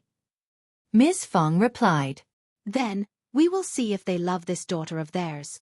Eldest uncle sighed and went to check how it was going on at the second section of the family. He even asked Ms. Fong to go with him, but she promptly turned that offer down. She was not interested at all. By the evening, Ms. Zhang returned with Xiao Erlang in distress. She was empty-handed. The parents of hers would never be so simple-minded when they taught their 3 daughters to help their youngest brother. Ms. Zhang got scolded thoroughly when she asked them for 3 liang. They had no money to offer. Even Xiao Erlang was scolded by his in-laws. They kept saying that their only son was precious and their grandson was going to be born. As the daughter of the family, she should offer a hand too. They would never give the money back. What was the Xiao family thinking? As they returned home, eldest uncle was still at the residence of the second section of the family. Ms. Niu understood clearly what happened, judging from how Ms. Zhang and Xiao Erlang looked. Her face sank and she asked them with clenched teeth. Where is the money? Nothing was returned? Ms. Niu got so annoyed as she was reminded of the money Ms. Zhang stole. She pointed at Ms. Zhang and said, What are you doing here since you can't get the money? Did they not accept your request? It seems that they don't like you either.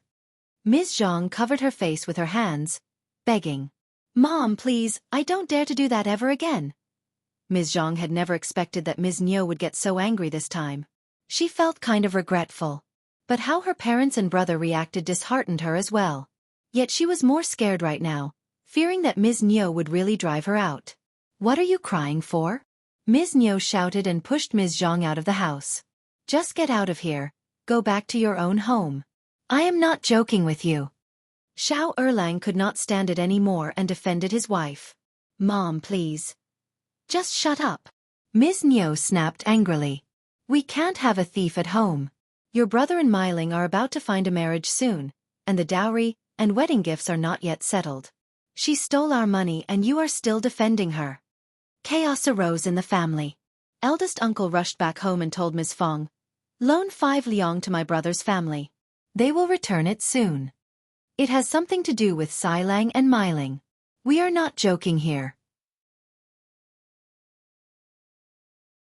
Please loan the money to them." Ms. Niu cursed at Ms. Zhang and Xiao Erlang. Then she started to cry about how difficult it was to establish the marriage for the 2 children. Second uncle was helping along too. In this way, the eldest uncle got involved. Ms. Fong laughed. Of course, no one is joking.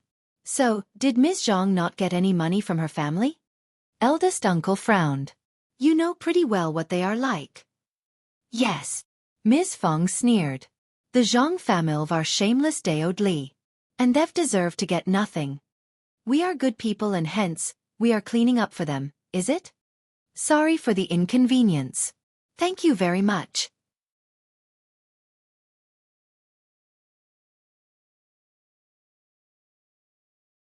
Chapter 295. Ms. Niu's twisted face. Ms. Zhang stole her own mother-in-law's money. Why should I make it up for them? You. Elder uncle frowned. But Xilang and Miling are innocent, and we should understand what is more important. Ms. Fong had already predicted how her husband would defend his brothers, but she still felt quite heartbroken upon hearing this. He was clueless.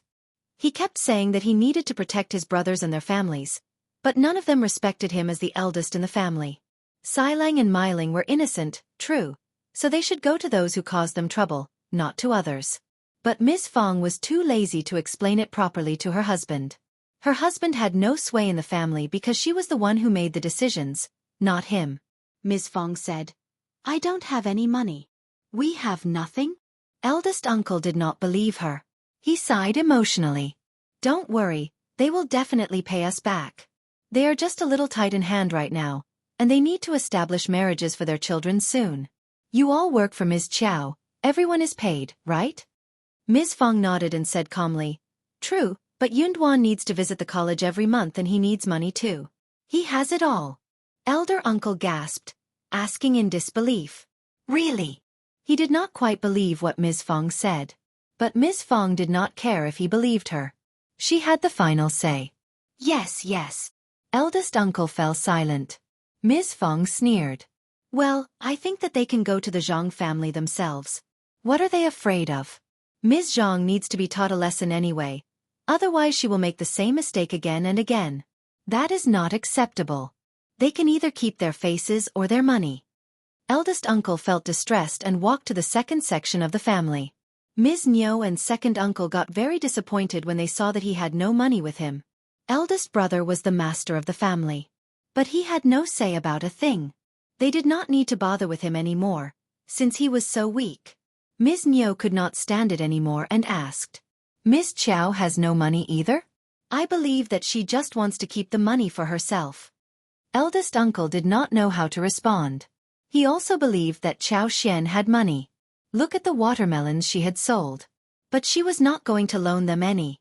Moreover, they still owed her a lot of money for his third son's wedding, and he could not possibly force her to give out a loan again. Worse, she wasn't that obedient either. Ms. Niu snorted and pushed Ms. Zhang out of the yard. "Just get out of here." Nah. Ms. Zhang burst into tears again. She begged and cried for help. Eldest uncle felt so ashamed. When the chaos arose here, Ms. Fong came over and asked eldest uncle to come back for dinner. Ms. Fong smiled and whispered to Ms. Niu, whose face changed immediately.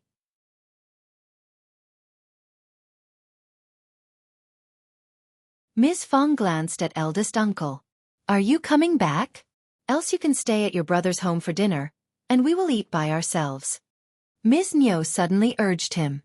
"Eldest brother, go home for dinner." She was not going to keep him over for dinner. Eldest uncle felt so distressed but did not dare say a thing. So he left with Ms. Fong. Hearing what Ms. Niu said, Ms. Fong felt quite happy. She was going to see how much longer he was going to tolerate it and be like this.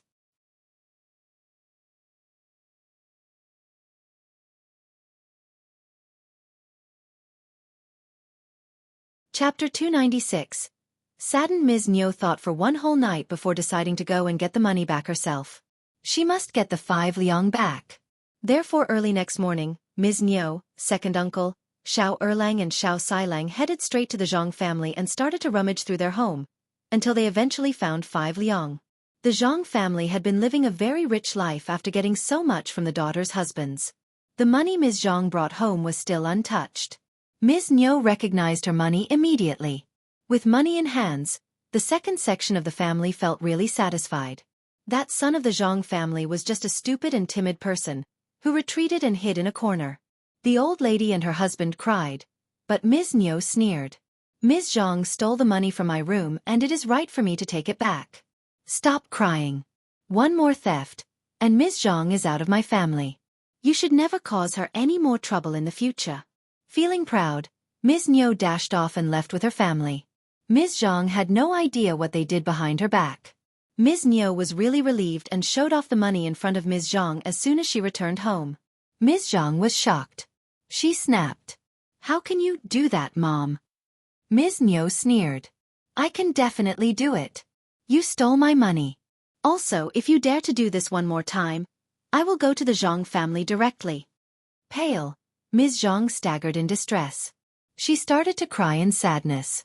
Her mother-in-law was behaving way over the top. What would her brother do? He was going to have a baby soon. Ms. Zhang felt so annoyed. Ms. Niu snorted and felt relieved. She was in a good mood and did not want to pester her anymore. Hearing the whole story, Ms. Fong told her husband. See, that was such a simple thing to do to resolve the matter. Eldest uncle was shocked. He had not expected that Ms. Fong had offered such an idea to Ms. Niu. How could you do that? Ms. Fong smiled. Why not? Ms. Zhang steals and your brother and his wife should get back what belongs to them. What is wrong with that? Oh, should I make it up for their sake? Honestly, let me tell you, I am totally fed up with how I have been living with you guys during the past few years. I don't have money, but even if I do, I will not share anything with them in the future. You can move and go live with them if you want to.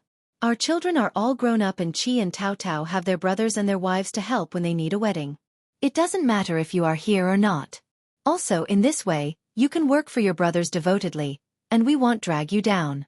That sounds perfect, doesn't it?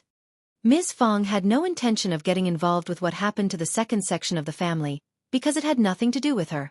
Every family had their own affairs.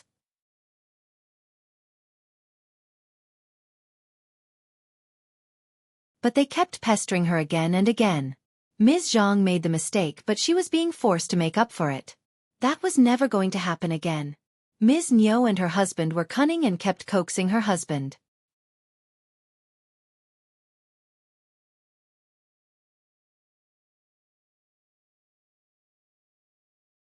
Chapter 297. Cutting the hope. That was why she came up with this bad idea. Anyways, she just gave a suggestion and Ms. Niu could make her own decision. Eldest uncle got so stuck that he could not utter any sound. After a few moments he said in a shivering voice, What are you talking about? Ms. Fong smiled, yet the smile was cold. I am just telling the truth, which has been inside my head for decades. I have spilled it all now. You don't get ruffled. You can do whatever you want in the future, but don't get the rest of the family involved in it. Ms. Fong did not want to argue with him anymore. She left the place calmly. She let out a sigh of relief as she reached the gate. She was feeling unexpectedly cheerful and relaxed. She did not care about what had happened in the past anymore. She had gone over all the misery she used to suffer. Now she had sons, daughter-in-laws and money. If someone forced her to do something anymore, the whole family would no longer need to stay together. She had hoped that her husband would change, despite seeing that he was stubborn for so long. But now she was losing hope and decided to let him do whatever he wanted. She was so shocked when she saw Ms. Zhang kneeling down in front of her, begging her for money the previous day. That was so horrifying. The second section of the family would get more and more greedy in the future. It was all because her husband, who was the eldest brother, believed that he had the responsibility of taking care of them. But Ms. Zhang was not in the same generation as they were.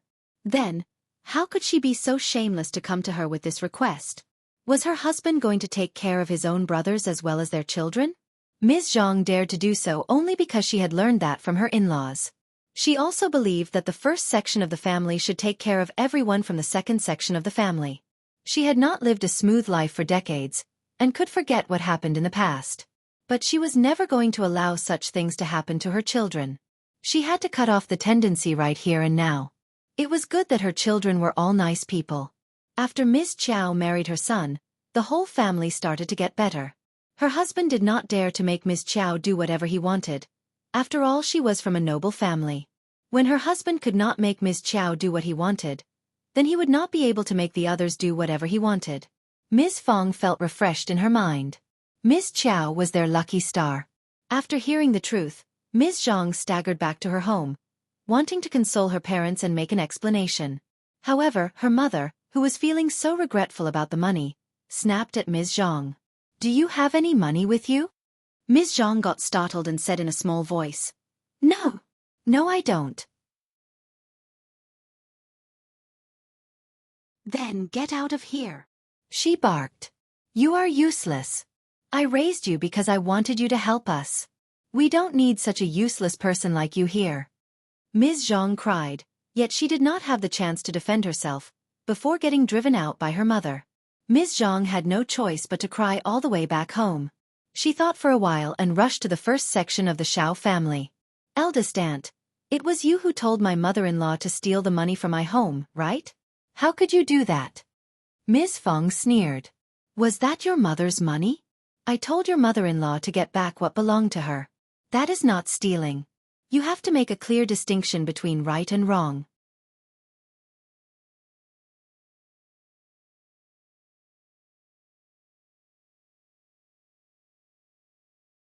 Chapter 298. Treatment. Ms. Zhang cried pitifully. "My brother's wife is going to give birth soon. How can we support the baby without money? My family isn't as rich as your family, and I did that because I had no choice. How could you not understand my difficulty? Every family has problems. Work hard and you will get it through. Why doesn't your brother work? Your husband's family have to support your family, Ms. Zhang. You are so stupid. Anyways, that is not my business. You can do whatever you want. Why did you get us involved? I won't let that happen. Just tell your in-laws to stop fooling your eldest uncle. Your eldest uncle doesn't have the decision-making authority in this house. You might as well work hard to earn money instead." Ms. Zhang could not understand it. She cried but did not dare to hate Ms. Niu. So she started to blame Ms. Fong and the first section for what she did. She hated them so much. She hated it when Ms. Fong gave Ms. Niu the bad idea. Her brother had been physically weak since he was young and he had never worked before. He would die if he was asked to work. What if he got sick and hurt his body? He was the only son of the Zhang family and he should be completely fine all the time. His sisters ought to take care of him. Also, she knew that Ms. Niu had much more than 5 liang. She had given birth to 2 children for the Xiao family. Why couldn't she get some bonus? How could they treat her like this? The son's wedding gifts and the daughter's dowry could just cancel each other out. When Ms. Zhang left, she ran into Chao Xian and Tao Tao, who had just picked the wolfberry sprouts and 2 yams and brought them home. She sneered with hostility in her tone. "You are so lucky, 5th sister-in-law. You are loved because you have money, and you don't need to do anything." Chao Xian became annoyed. What was she talking about? I did not irritate you. Also, it is you who caused all the problems, isn't it? She had no plans to start an argument with Ms. Zhang regarding this boring topic. So, she went away with Tao Tao. Ms. Zhang felt even worse and glared at her. The day was finally getting hotter. The blue sky was clear, the air was so clean that there was no dust flying, and all the plants and trees seemed to be fresher, greener and vibrant. Chao Xian spared some time to visit the floral field and used her superpower to make the flowers and plants grow even more vividly. The flowers would soon bloom in a couple of days. Then they could continue with the making of lipsticks. After a few days, Xiao Yunduan was going to Minghua College and Chao Xian wanted to follow along to the town. She was going to sell the remaining filtered honey to Manager Qin, before heading to the agent to buy some more fields at the Zhang village to plant tea leaves trees. Xiao Yunduan agreed. After breakfast, they rented a bullock cart and headed out. Xiao Sanlang smiled. "5th brother, I would like to go into the town with Xiaoyi. Should we go together?" Yang Xiaoni looked excited and hopeful. Her eyes were sparkling as she looked at Chao Xian. "5th sister-in-law, I have never been to the town. I would like to go and have a look at it.